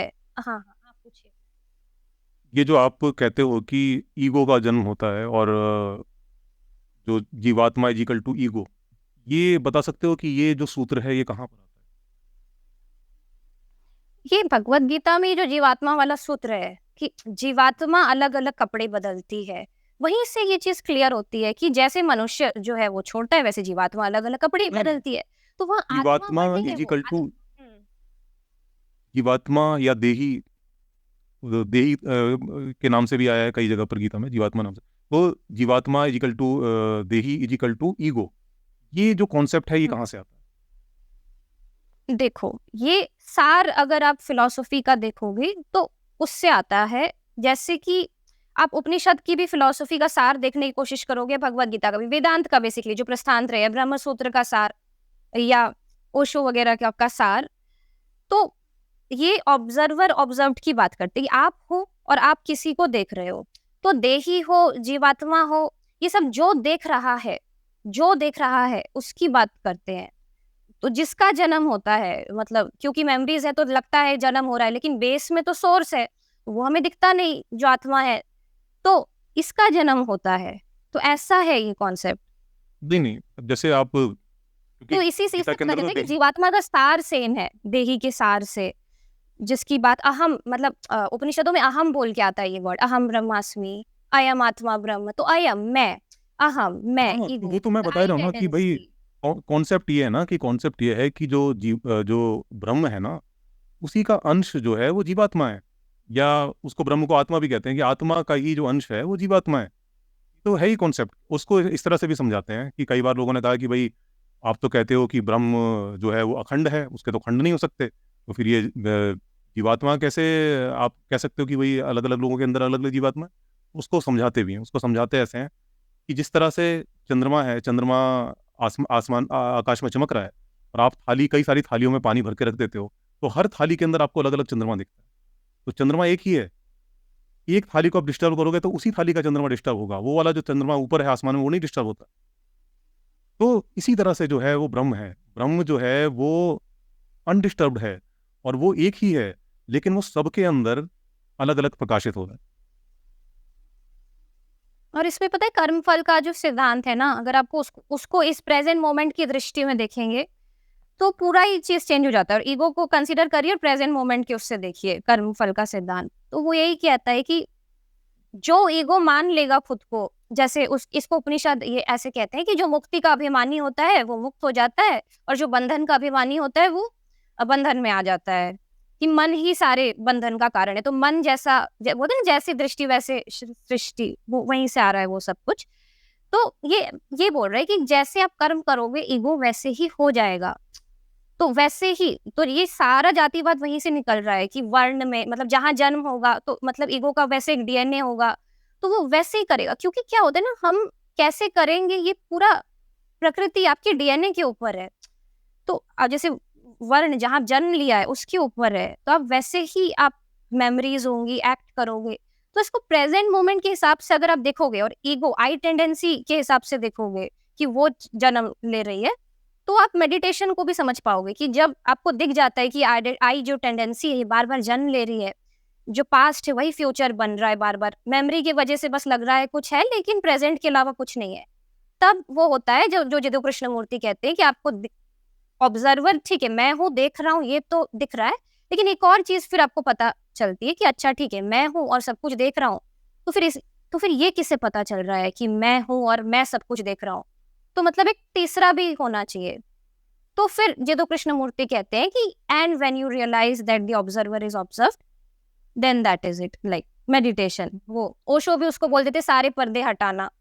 तो ये प्रेजेंट मोमेंट में करोगे तो प्रेजेंट मोमेंट में ही मेडिटेशन भी हो सकता है, इसलिए वो लगातार होता है। आप बैठ के बांध नहीं सकते मेडिटेशन की प्रक्रिया को कि 5 मिनट करोगे तो हो जाएगा। आपको वैसा ही हो जाना पड़ेगा। आपको उस काम को, जो कर्म फल है ना, तभी बोलते हैं कि आपको काम को ही पैशन बना लेना पड़ेगा, तभी आप वो लव फील कर पाओगे। जैसे मैंने बोला था ना, लव प्राकृतिक नहीं होता, तो वही है, जब आप कुछ काम में डूब जाते हो, कर्म फल के जैसे ही जब ईगो हो जाता है तब वो जन्म मृत्यु के चक्र से बाहर आ जाता है। कि ये जो मेमोरीज का जन्म हो रहा था कि पास्ट ही आप रिपीट कर रहे थे कि फैमिली ने ये किया है तो मैं भी अब यही काम करूंगा, जो जातिवाद में होता है कि अगर वैसे मेरा जो पापा है वो धोबी था तो मैं भी धोबी का काम करूंगा, या ये सब जो चीजें होती है। तो तब आप ये नहीं करते, जब आप रियलाइज करते हो कि ऑब्जर्वर इज ऑब्जर्व, आपको दिख जाता है, तब आप जन्म मृत्यु के चक्र से बाहर आ जाते हो। मतलब ये जो पास्ट फ्यूचर बनता है उसके चक्र से बाहर आ जाते हो और आप नए कर्म फल के हिसाब से काम करते हो। तो ये जो साइकिल है ये ब्रेक हो जाता है। दिस इज मेडिटेशन या मोक्ष जिसे कहते हैं। तो ये प्रेजेंट मोमेंट के हिसाब से देखना पड़ेगा। आप दोनों से मेरा मोमेंट से आप दोनों से मेरा के हिसाब से देखने की जरूरत नहीं है। ये आप वैसे भी देखोगे ना, जैसे कि जो वेदांतिक फिलॉसफी जैसे एक्चुअल में बताती है उस तरह से भी देखोगे ना, तब भी जो दुख आपका, अगर अगर आपका कहें कि सेल्फ रियलाइजेशन का आपका अगर वो है, गोल है, वही मेरे को सेल्फ रियलाइजेशन करना है, तो वो वैसे भी कर सकते हो। इवन जो बुद्धा है ना, बुद्धा भी पुनर्जन्म के कॉन्सेप्ट को मानते हैं। उनका पुनर्जन्म का जो एक तरीका है वो अलग है, जो वेदांतिक फिलॉसफी है उससे अलग है, बट वो भी मानते हैं इस चीज़ को कि पुनर्जन्म होता है, और वो वैसे ही होता है। ऐसा नहीं होता है कि जिस तरह से कहें कि ईगो का पुनर्जन्म कोई हो रहा है, उस तरह वो वाला पुनर्जन्म नहीं हो रहा है, कि फिर जो निर्वाण है, निर्वाण का कुछ मतलब नहीं रह जाएगा। तो जैसे कि अगर आप ये मानकर चल रहे हो ना कि भाई मुझे, क्योंकि जो ब्रह्म को अगर जानना है, ब्रह्म को जानना है, जो कॉन्सेप्ट है अथातो ब्रह्म जिज्ञासा, जो उपनिषदों का जो पूरा जो गोल है ना वो ये है, अथातो ब्रह्म जिज्ञासा, ब्रह्म की जिज्ञासा पैदा करना। ब्रह्म की जिज्ञासा अगर आप पैदा करोगे तो आप खुद को जान जाओगे, और खुद को जानने की जिज्ञासा पैदा करोगे तो ब्रह्म को जान जाओगे, वो वाइस वर्सा ही है। तो अगर आप, मेन जो गोल है ना वो है कि आपको अंदर झांकना है, अपने अंदर देखना है अंदर क्या चल रहा है, वो है मेन गोल आपका। जो मेडिटेशन का कोई भी जो गोल होता है ना, वो गोल ये है कि आपकी जो दृष्टि है वो अंदर मुड़े। और हमारी जो दृष्टि है जनरली हम हर किसी की बाहर की हो रही होती है। हम देखते हैं और बाहर चीज़ों को कंट्रोल करने की कोशिश करते हैं। हमें लगता है कि बाहर की चीज़ों को अगर हम कंट्रोल कर लेंगे तो शायद हम खुश हो जाएंगे। लेकिन हम खुद को कभी भी नहीं देखते कि जो हमारे अंदर जो चल रहा है उसको, बाहर की चीज़ों को आप कंट्रोल नहीं कर सकते। कुछ चीज़ें हैं बहुत लिमिटेड जो कि आपके कंट्रोल में आएंगी, जबकि इतना बड़ा संसार है उसको कंट्रोल करना आपके बस के बाहर। तो इसीलिए जो भारतीय जो जितना भी जो फिलॉसफी थी, भारतीय फिलॉसफी ने कहा कि भाई बाहर की चीज़ों को अगर हम कंट्रोल करने गए तो ये तो हमारे कंट्रोल में आनी नहीं। तो उन्होंने फिर दृष्टि अपनी अंदर की ओर डाली कि हम, लेकिन प्रभावित तो हम ही हो रहे हैं ना भाई। कोई चीज़ बाहर से जो इम्पैक्ट करती है वो प्रभावित तो मुझे करती है ना अंदर से। अगर दुख जो पैदा होता है वो तो मेरे अंदर होता है ना, तो क्यों ना मैं अंदर देखूं ये दुख कहाँ से पैदा हो रहा है। तो बुद्धा जो है वो यही कहते हैं कि दुख का जो स्रोत है ना वो आपके अंदर है। आप अपने अंदर झांक कर देखो कि दुख कैसे पैदा हो रहा है। तो वही मेडिटेशन है कि जब आप अंदर आपके देखते हो कि आपके अंदर किस तरह से जो बाहर की जो चीज़ें हैं वो आपके ऊपर इम्पैक्ट डालती हैं। वो पूरा जो इनकी पूरी श्रृंखला है, अगर आप बुद्ध की फिलॉसफी पढ़ोगे कि भाई क्या चीज़ क्या इफेक्ट करती है, फिर उससे क्या होता है, फिर उससे क्या होता है, ऐसे करते करते करते करते आता लास्ट में आके आपको पता चलता है कि अच्छा इस वजह से जो अंदर क्योंकि बाहर से जो चीज़ हो रही है अफेक्ट कर रही है, वो जाके आपके अंदर कोई चीज़ है उसको अफेक्ट करती है, एंड देन वहां से दुख पैदा होता है। तो बुद्धा कहते हैं कि मैं उस जड़ को ही काट दूंगा। और यही जो चीज़ है ना, यही जो चीज़ है, अगर आप वेदों की फिलॉसफी को भी लेकर चलो, वेदांतिक फिलॉसफी को भी लेकर चलोगे ना, तो उसमें भी वो हालांकि कॉन्सेप्ट बुद्ध वाला नहीं है, वो अलग तरह से उस चीज़ को बात करते हैं। लेकिन अगर आप आत्मावलोकन अगर आप करने लगोगे, आप जैसे मान लीजिए निष्काम कर्म करने लगे, आप जो अपने भीतर चल रहा है उसको आपने देखना शुरू कर दिया, तो आपके जो दुख हैं वो कम होने लगे। क्योंकि आप देखो कि बहुत सारी जो चीज़ें हम करते हैं वो हमारी कहें कि बायोलॉजिकल इंस्टिंक्ट हैं जो कि हमसे करा लेती हैं। हम उनको जब बाद में हम अगर शांति दिमाग से बैठ के सोचें कि ऐसा मैंने क्यों किया, तो आपको पता चलेगा कि आपने किया नहीं, आपसे करवा लिया गया। आपकी जो इंस्टिंक्ट थी ना वो उन्होंने आपसे करा दिया। बहुत सारी चीज़ें जैसे क्रोध है, कहीं हमें पता है कि यार क्रोध करता हूँ तो मेरा नुकसान हो जाता है, लेकिन फिर भी जब आपको क्रोध आता है तो आप खुद को रोक नहीं पाते। हमको पता है कि अगर मैं लोभ करता हूँ, लोभ में भी मैं नुकसान उठाता हूँ। जिस समय मेरे मन में लोभ जागता है, जिस समय मेरे मन में क्रोध जागता है, जिस समय मेरे मन में ईर्ष्या जागती है, बाहर किसी का नुकसान बाद में होगा, पहले मेरा नुकसान होगा। तो ये चीजें हैं, जब अंदर हम अपने देखना शुरू करते हैं ना, तब हमें ये चीजें समझ में आती। तो कोई भी आप फिलोसफी उठा लो तो उसमें ये चीजें धीरे धीरे जो है आपके, जब जो कि जो वेदांतिक फिलोसफी वो भी कहती है कि जो दुख का जो कारण है काम क्रोध लोभ मोह, इन चीजों से आप मुक्त हो जाओगे तो आपका दुख खत्म हो जाएगा। तो ये वही तो है, इंस्टिंक्ट ही है ना जो हमारी, जो कि हमें दुख में डालती हैं, उनसे मुक्त होना है। लेकिन वो मुक्ति का फिर जो गोल जो है वो गोल को लेके जाते हैं कि हमें मोक्ष प्राप्त करना। क्योंकि अगर आप ये काम क्रोध लोभ मोह आपके अंदर रहेगा तो इससे कर्मफल आपका पैदा होता रहेगा, कर्मफल पैदा होता रहेगा तो आपको मोक्ष नहीं मिलेगा। बेसिकली बोले मोक्ष वगैरह जो है वो भले एक यूटोपियन कॉन्सेप्ट हो, लेकिन इन चीज़ों से अगर आप मुक्त हो जाओगे, अगर आप जो अपनी अंदर की जो वृत्तियां हैं उनको अगर आप प्योरीफाई कर ले, तो 100% करना पॉसिबल नहीं है, क्योंकि जब आप जो आपकी बायोलॉजी है वो आपके पूरी तरह से कंट्रोल में, आपके वो भी नहीं आने में। तो लेकिन फिर भी सम सॉर्ट ऑफ रिलीफ आपको मिल सकता है। तो ये है पूरा मामला। और इसके लिए ज़रूरी नहीं है कि आपको प्रेजेंट मोमेंट में होना है या जो फिलॉसफी है उसको तोड़ना मरोड़ना है। अगर जो वेदों में जैसा बताया है कि भाई इस तरह से आपका कर्मफल पैदा हो रहा है, उस कर्मफल से आपको मुक्त होना है, कर्मफल से मुक्त कैसे होगे, निष्काम कर्म करना पड़ेगा, काम क्रोध लोभ मोह इनसे दूर रहना पड़ेगा, उस तरह से भी करोगे तो भी हो जाएगा वो। सही, मैं बिल्कुल एग्री करती हूँ इनकी बातों से जो इन्होंने कहा कि ऐसे होना चाहिए। लेकिन वही है कि एग्जीक्यूशन उन सब चीज़ों का तभी पॉसिबल होगा। फिलॉसफी क्यों होती है एट द एंड, कि आप एग्जीक्यूशन सीखें। कुछ लोग एग्जीक्यूट कर लेते हैं और कुछ लोग एग्जीक्यूट नहीं कर पाते। तभी संत कबीर कहते थे कि बिरला जाने कोय, कि माया छाया एक सी बिरला जाने कोय, है ना। कि जैसे पूरा ये इन्होंने भी जो बताया कि अंदर झांकना होता है।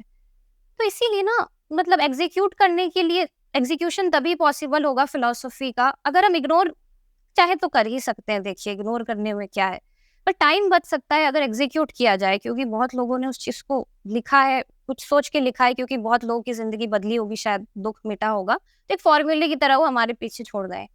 तो वो एग्जीक्यूशन तभी हो पाएगा जब आप उसमें सार देखेंगे, मतलब अंदर झांकने का। जो बिल्कुल इन्होंने जैसे कहा कि वैसे ही अंदर झांकना ही, जैसे गौतम बुद्ध भी उसी की बात करते थे, और अद्वैत वेदांत भी उसी की बात करता है। आत्म अवलोकन का जो पूरा कॉन्सेप्ट है, सेल्फ इंक्वायरी, खुद को जानो। तो वो वही सार तभी पॉसिबल होगा जब आप ईगो को देखेंगे, कि ईगो को जानेंगे कि ये जो है सब ईगो ही है, ईगो की फिलॉसफी है जिसकी गौतम बुद्ध भी बात कर रहे हैं।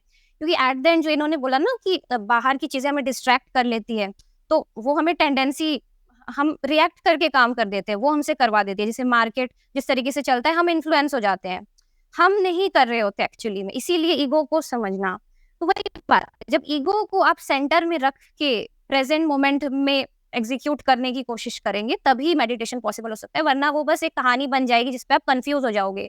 तो जो निष्कामता जो सार आता है ना भगवत गीता का, वो इसी से फिर गौतम बुद्ध से अलाइन होता है, क्योंकि वो डिजायरलेसनेस की बात करते हैं, डिजायरलेस, और गौतम बुद्ध बात करते हैं डिजायर को समझो। तो at the end Bhagavad Gita भी यही बात करते हैं कि आप निष्काम हो जाओ, मतलब जब तक आप आपकी कामना को नहीं समझोगे। जैसे एक बहुत ब्यूटीफुल श्लोक है भगवत गीता में, कि जैसे आग जो है धुएं के पीछे ढकी हुई होती है, दिखाई नहीं देती, जैसे शिशु जो है जरा के पीछे छुपा हुआ होता है, गर्भ में दिखाई नहीं देता, जैसे मिरर जो है छुप जाता है, उसके ऊपर कुछ धूल वूल पड़ जाए, तो वैसी जो आत्मा है वो छुपी हुई होती है, दिखाई नहीं देती। कैसे दिखाई नहीं देती? डिजायर, काम, जैसे जब काम भरा हो आंख में तब सच नजर नहीं आता है। तो वो जो फिलॉसफी आती है वहां से कि कामना जो है ढक लेती है। तो इसीलिए गौतम बुद्ध का पूरा मार्ग है कि डिजायर को समझो, पहले रियलाइज करो हाँ जीवन दुख है, मतलब क्या कि ईगो जो है वो प्रेजेंट मोमेंट में है, उसको एग्जीक्यूट करना है, दुख में है, देख रहा है ईगो कि मैं दुख में हूँ, अब मैं इसको कम कैसे करूं। कम करना मतलब मेडिटेशन में स्थापित होना, उसका एक ही रास्ता है जो कृष्ण भी बताते हैं, गौतम बुद्ध भी, डिजायर। डिजायर को समझो, किसके डिजायर को समझो? ईगो के। ईगो कौन? तुम ईगो, आई टेंडेंसी, अंदर झांकना। उसका आत्मावलोकन का मतलब ही है ईगो को समझना। और वो कैसे समझेगा? अपने कर्म, क्योंकि ईगो को तो नहीं जाना जा सकता, एक ही तरीका है जहां ईगो खुद को एक्सप्रेस करता है, कर्म में। जब आप कर्म करते हो तो आप वही करते हो कहीं ना कहीं जो आपका छुपी हुई एक अंदर इच्छा होती है कि नहीं मेरे को ये करना है, एक्सप्लोर करने के लिए। कोई उसको पैशन बोल देता है, कोई प्यार बोल देता है, बट एक होता है ना कि आप वही करते हो। तो ईगो को बस तभी देखा जा सकता है जब वो कर्म कर रहा हो। तो इसीलिए कर्म फल को अगर बेहतर करना है ताकि जन्म मृत्यु के चक्र से बाहर निकल सको, तो एक ही तरीका है कि ईगो समझे खुद को कि वो जो भी कर रहा है वो किस चीज को पाने के लिए कर रहा है, तो फिर उसमें डूब जाओ, है ना, निष्कामता से उसमें डूब जाओ, फल की चिंता मत करो। तो वो लाइफ ही फिर मेडिटेशन बन जाती है। इसीलिए प्रेजेंट मोमेंट की बात हो रही है, वरना आप एग्जीक्यूट नहीं कर पाओगे। अगर आप उसे फिलोसफी की तरह समझोगे तो ऑब्वियसली आप कंफ्यूज हो जाओगे। यही है।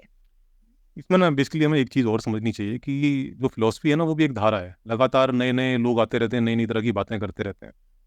गोल अगर उनकी नीयत अच्छी है और वो चाहते हैं कि लोगों का भला हो, तो हो सकता है कि वो जो कॉन्सेप्ट वो दें वो कॉन्सेप्ट लोगों का कल्याण करने वाला हो। लेकिन उसमें एक चीज़ ध्यान रखनी हमें चाहिए कि अगर वो ये कह रहे हैं कि ये जो कॉन्सेप्ट आ रहा है, और वो कई बार उनको मजबूरीवश कहना पड़ता है, और ये इंडियन फिलॉसफी में तो हमें पूरा मतलब हिस्ट्री से देखने को मिलता है कि कोई भी व्यक्ति स्वतंत्र रूप से अपनी बात कहने की हिम्मत नहीं करता, क्योंकि उसे पता है कि अगर वो स्वतंत्र रूप से अपनी बात रखेगा तो बहुत संभावना है कि उसकी बात कहीं गुम हो जाएगी, वो लोग उतना ज़्यादा उसको प्रचार नहीं करेंगे। गीता भी सोचो, गीता के अंदर भी, गीता की जो शुरुआत होती है, गीता में वो पूरी परंपरा बताई जाती है। विष्णु भगवान ने सूर्य भगवान को दिया, सूर्य भगवान ने ये ज्ञान इसको दिया, फिर इसने उसको दिया, इसको ऐसे कर करके पूरी श्रृंखला है। और इवन जो श्री कृष्ण और अर्जुन का जो संवाद भी उठाया गया है उसके अंदर, उसके उठाने की वजह भी ये है कि वो किसी तरह से एक परंपरा से जुड़ जाए, ताकि वो सर्वाइव कर जाए, वरना सर्वाइव ही नहीं करेगा वो। अगर कोई स्वतंत्र रूप से अपनी फिलॉसफी देगा तो उसके सर्वाइव करने की संभावना बहुत कम हो जाती है। आज भी जो फिलोसफर हैं उनके साथ भी ये संकट है कि अगर वो स्वतंत्र रूप से अपनी कोई बात कहते हैं तो उसको सुनने वाले को लोग बहुत कम होंगे, बहुत कम होंगे, और उनका काम जो है कहीं खोकर रह जाएगा।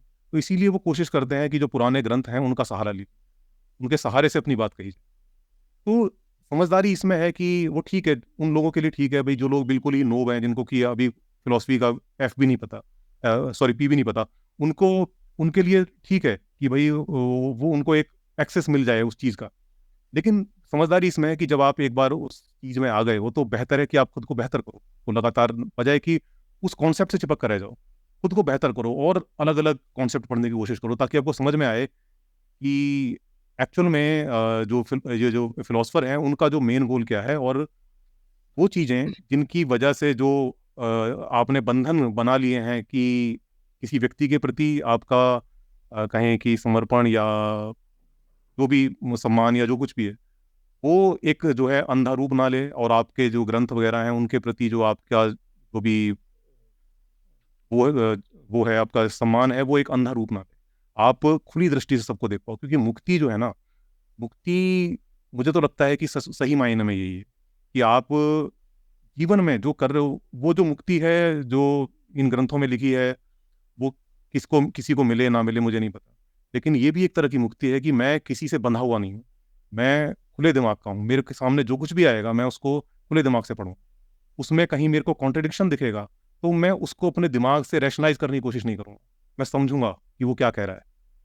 अगर मेरे को कॉन्ट्रडिक्शन मेरे गुरु के अंदर भी दिखेगा कि मेरा गुरु भी कुछ ऐसी बात कह रहा है जो कि मुझे लगता है कि यार ये बात इसकी सही नहीं बैठ रही है, तो मैं उसको भी क्रिटिसाइज करने का मेरे को अधिकार है। क्योंकि मैं एक स्वतंत्रता है मेरे पास एक स्वतंत्र विचार है, विचार करने की क्षमता है, मेरे पास एक मस्तिष्क है, और इसको मैं किसी के ब्लाइंड बिलीफ में बेस्ड कर नहीं सकता। क्योंकि जन्म एक ही है, एक जीवन है, और ये जीवन एक बहुत ही, कहूँ कि मतलब शब्द नहीं है मेरे पास, इतनी अच्छी अपॉर्चुनिटी है मेरे पास। पता नहीं कैसे मिल गई, क्यों मिल गई, लेकिन मिल गई है तो इसका मैं बेस्ट से बेस्ट यूज़ करूँ जो हो सकता है। और मैं बिल्कुल भी ये नहीं चाहता हूँ कि कोई मेरे को कंट्रोल करे, कोई मेरे अंदर अपनी सोच डाले। मैं अपनी सोच समझ से चीज़ों को देखूंगा, समझूंगा, और उसके बाद मुझे जो सही लगेगा उसको लेकर मैं आगे बढ़ूँ। चीज ऐड करना चाहूंगी जो अर्पित जी ने बोला, ये पॉइंट मुझे काफी अच्छा लगा कि जैसे उन्होंने बोला कि क्वेश्चन करते रहना चाहिए, कि क्वेश्चन करो, तभी आपके लाइफ का जो है वो मकसद है, और तभी रेशनैलिटी प्रमोट करनी चाहिए लोगों में, ताकि एक स्केप्टिकल माइंड जो है वो डेवलप हो सके। बस ये जो पुराने धर्म ग्रंथों या किसी की बात फॉलो करने का, ये पता है बात कहाँ आ जाती है, या रिलीजन में जो श्लोक है उनको रिफर करने का, क्योंकि आई नो कि ये तरीका है, लेकिन कई बार ना मतलब ये अफोरिज्म्स हैं, ये एब्सोल्यूट ट्रुथ प्रिंसिपल्स हैं रियलिटी को मतलब जीने के। जैसे अगर हमें नहीं पता होता कि गौतम बुद्ध का जो प्रिंसिपल है कि डिजायर को समझो या डिजायरलेसनेस, तो शायद हम आत्मावलोकन क्या है कि डिजायर को देख के आत्मावलोकन किया जा सकता है, ये समझेंगे, हो सकता है कुछ साल में समझेंगे, लेकिन एक वो रिमाइंडर होता है कि ये एब्सोल्यूट ट्रूथ है, तो ऐसे ही काम जो है वो करना पड़ेगा। तो आप उस चीज को ना कर लेते हो, एग्जीक्यूट जल्दी कर लेते हो, तो वो रेफरेंसेस बचा के आप रखते हो इसको। जैसे अध्यात्म में जो पूरा प्रोसेस होता है मेडिटेशन का, जो स्वामी विवेकानंद भी बताते हैं, वो जैसे होता है कि श्रवण, मनन, निधिध्यासन, समाधि। उसमें जो निधिध्यासन है ना, वो यहाँ पे आता है कि क्यों हम याद रखते हैं श्लोक को। ये श्रवण मतलब आप सुनते हो, आप एक्सप्लोर करते हो कि ऐसे करना है वैसे करना है, क्वेश्चन। मनन मतलब कि अब आपने जान लिया कोई चीज, तो अब आप उसको एग्जीक्यूट तभी कर पाओगे जब वो आपको याद रहेगा। और कुछ प्रिंसिपल्स ऐसे होते हैं वो कॉमन होते हैं सब में, तभी वो एब्सोल्यूट ट्रूथ है। जैसे डिजायरलेसनेस, कि भाई डिजायर को जानने से ही ईगो मुक्ति की ओर बढ़ पाएगा, ये एक एब्सोल्यूट ट्रूथ कॉन्सेप्ट, ये सबकी चेतना में एप्लीकेबल होगा, वेरीफाइबल होगा, है ना। तो ये आप याद नहीं रखोगे तो हो सकता है फिर से एक्सप्लोर करो, लेकिन अगर ये माइंड को बार बार रिमाइंडर रहेगा, निधिध्यासन जो अगला स्टेप है, तो आप समाधि में इजीली स्थापित हो सकते हो। कि आपको पता है कि सपोज अब ऐसी सिचुएशन आ गई कि आप रिएक्टिव होने वाले थे, कि बस मार्केट आपको इन्फ्लुएंस कर ही लेती, तो आत्मावलोकन को फास्टन करने के लिए कई बार जब आप निधिध्यासन, जैसे कोई म्यूजिक हम सुनते हैं तो हमें याद आ जाता है ना कि आपका कोई फेवरेट सिंगर है, तो आप उसके याद कर लेते हो। तो निधिध्यासन का कॉन्सेप्ट वहीं से आया मेडिटेशन में। वो श्लोक अगर क्या कहना चाहता है उसका सार याद आ गया आपको, या कोई फिलोसोफर क्या कहना चाहता है उसका सार याद आ गया, तो आप समाधि में रिएक्टिव नहीं होंगे, अब आपको हेल्प हो जाएगा वो। तो इसीलिए वो यूजफुल रहते हैं वो श्लोक। तो हमें बस श्लोक पे ध्यान देना चाहिए। हम क्या करते हैं, हम अंधभक्ति पैदा कर देते हैं, ये गलत बात है। श्लोक का जो कॉन्सेप्ट, मूल क्या कहना चाह रहा है, फिलॉसफी, उसे याद रखो, निधिध्यासन करो, हेल्प करो, और only for absolute truth concepts. बाकी तो आप जानो, लेकिन जान के भी आप एट द एंड यही जानोगे जो गौतम बुद्ध ने बोला कि डिजायर को समझो, और भी जानने की कोशिश करो।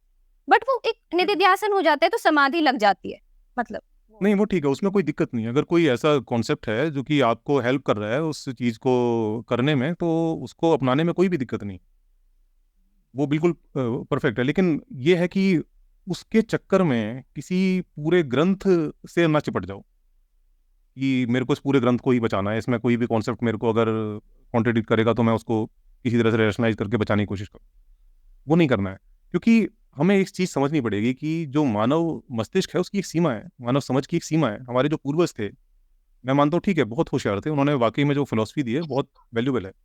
लेकिन उनकी भी सीमा है ना, वो भी जिस सामाजिक ढाँचे में उस समय जी रहे थे, जिस तरह का समाज उनके आस-पास था, वो उससे मुक्त नहीं हो सकते। तो वही चीज़ अगर झलक रही है, तो हम उसको ये कह के कह सकते हैं ठीक है भई, ये उस समाज में चलता था ऐसा, इसलिए उन्होंने ऐसा लिख दिया है। हम उसको हमारे मतलब का नहीं, हम उसको छोड़ देते हैं। हमारे को जो काम का है हम उसको उठा लेते हैं। ऐसा करना ठीक रहता है और ऐसा जब हम करते हैं ना तो एक कहें कि एक कल्ट पैदा नहीं होता। और जो बहुत बड़ी जो दिक्कत है ना भारत के अंदर वो ये है कि हम हर चीज़ का कल्ट यहाँ पर पैदा हो जाता है। और वो फिर कल्ट ऐसा पैदा होता है कि वो कुछ सुनने समझने को राज़ी नहीं होता, क्योंकि कल्ट का मतलब ये है कि सुनने समझने की वहाँ पर कोई जगह ही नहीं है। वहाँ पर जस्ट आपको जो बोला गया है वो आपको फ़ॉलो करना है ब्लाइंडली। और ये जब हो जाता है ना तो मतलब अच्छे से अच्छी चीज़ भी, आप कोई चीज़ आपने अच्छे उद्देश्य से शुरू करी, वो पूरा आपका जो उद्देश्य है ना वो ख़त्म हो जाता है। जब ये चीज़ हो गई कि वहाँ पर समझने की जो सलाहियत है वही ख़त्म हो गई, तो फिर कहाँ बचा? मतलब आप कितने भी ऊँचे अर्थ उसे देते रहो, लेकिन फिर उसमें कुछ सार नहीं बचा। दीदी मुझे लगता है ना इसीलिए कि वही कि ओनली जो टाइमलेस कॉन्सेप्ट्स है उन्हीं को फोकस किया जाना चाहिए, तभी ये कल्ट कल्चर रुक सकता है। टाइमलेस मतलब ईगो के अलावा और कोई चीज टाइमलेस नहीं होती, कि ईगो का जो ज्ञान है वही मैंने जो कहा, दुख को जानना, डिजायर को समझना, यही टाइमलेस हो सकता है। बाकी जो चीजें हैं जो जैसे मनुस्मृति जो स्मृति ग्रंथों से आती है, एक्चुअली टाइमलेस कॉन्सेप्ट्स मतलब हिंदुइज्म इसे ऐसे डिफाइन करता है कि जो श्रुति के टेक्स्ट हैं वो टाइमलेस कॉन्सेप्ट्स वाले हैं, और जो टाइम डिपेंडेंट है कि जैसे काल के हिसाब से जो व्यवस्था करते हैं, जैसे मनुस्मृति करती है जीने के लिए, वो स्मृति कॉन्सेप्ट्स के अंदर आता है। तो स्मृति टेक्स्ट हो गई मनुस्मृति वगैरह, है ना। तो मुझे लगता है इसीलिए जो टाइमलेस कॉन्सेप्ट्स है उन पे हमें ध्यान देना चाहिए, वरना कल्ट पैदा हो जाएगा और आप इंडिविजुअलिटी नहीं क्रिएट कर पाओगे। नहीं, इवन जो आप श्रुति भी बात कर रहे हो ना, श्रुति उपनिषद हैं या गीता है, उसको भी आप ये नहीं कह सकते हो कि वहाँ पर जो कुछ लिखा है वो टाइमलेस है। उसके कुछ कोर कॉन्सेप्ट ज़रूर हैं जो कि जिन्हें आप टाइमलेस कह सकते हो, बट बाकी बहुत कुछ ऐसा है जो कि टाइमलेस है। ये वो बिल्कुल जो प्रमुख उपनिषद है 12 उन्हीं को मुझे हाँ, लगता है माना नहीं जो जाना चाहिए, 12 जो है ना, मैं टाइमलेस उन्हीं की है बात कर बस रहा हूँ। उसी को माना जाना चाहिए। हाँ, उन 12 उपनिषदों में जो कुछ ऐसा है, जो उनके कोर कॉन्सेप्ट ऐसा है जो कि टाइमलेस है, वही चीज़ गीता के अंदर है। बाकी बहुत कुछ ऐसा है जो कि नहीं है, जो कि आज की सोसाइटी में आप उसे एक्सेप्ट नहीं कर पाओगे। तो मतलब उपनिषदों की बात करें, बृहदारण्यक है, छांदोग्य है, तमाम आपको ऐसे उदाहरण मिल जाएँगे उनके अंदर कि आपको लगेगा कि यार ये क्यों है यहाँ पर? क्योंकि जब श्रद्धा होती है ना किसी ग्रंथ के प्रति, उसमें वो चीज़ बर्दाश्त नहीं होती कि यार ये चीज़, बट है वो तो है, तो क्या करें वो, क्योंकि समाज उस समय ऐसा था ना भई, जो ऋषि थे उस समय पर, उनके लिए जो जातिवाद है वो नॉर्मल था। उनको उसमें कोई मोरल चैलेंज नहीं महसूस होता था उनको कि यार जातिवाद क्यों है? उनके लिए सोचने के वाली बात ही नहीं थी। मतलब ऐसा समझो कि जैसे कि पुराने टाइम में जबकि गुलाम प्रथा हुआ करती थी, लोग गुलाम रखा करते थे, दासियाँ होती थी, दासियाँ दान दी जाती थी किसी राजा के साथ में। वो एक नॉर्मल कल्चर का हिस्सा था। कोई इसको ये नहीं कहता था कि यार आदमी को आपने क्यों गुलाम बना रखा है? वो एक नॉर्मल था यार, गुलाम हो तो हो तुम, तुम दासी हो तो कोई फ़र्क नहीं पड़ता। इसी तरह की जो छोटी-छोटी बच्चियाँ हैं 10-10 साल की, 12 8-8 साल की, उनकी शादियाँ हो जाती थी। लोग नॉर्मल थे उसमें, यार ये तो ठीक है, ये तो ऐसा होता ही है। तो उस दौर का जो आदमी होगा ना, वो उसके लिए वो नॉर्मल है। आज हमारे लिए मोरल चैलेंज पैदा होता है जब हम ऐसी कोई बात देख लेते हैं कि अरे यार ये ऐसे कैसे लिख दिया? ये तो बिल्कुल भी एक्सेप्टेबल नहीं है। उस दौर में एक्सेप्टेबल था, उनको उनको दिक्कत नहीं थी उस चीज़ को लिखने में। लेकिन हाँ, कुछ बातें हैं जो फिलॉसफिकल ऐसी हैं, जो कि कोर कॉन्सेप्ट ऐसे हैं जो कि उस समय भी वैल्यूएबल थे और आज भी हैं, तो उनको ले लेते हैं, बाकी बातों को छोड़ देते हैं।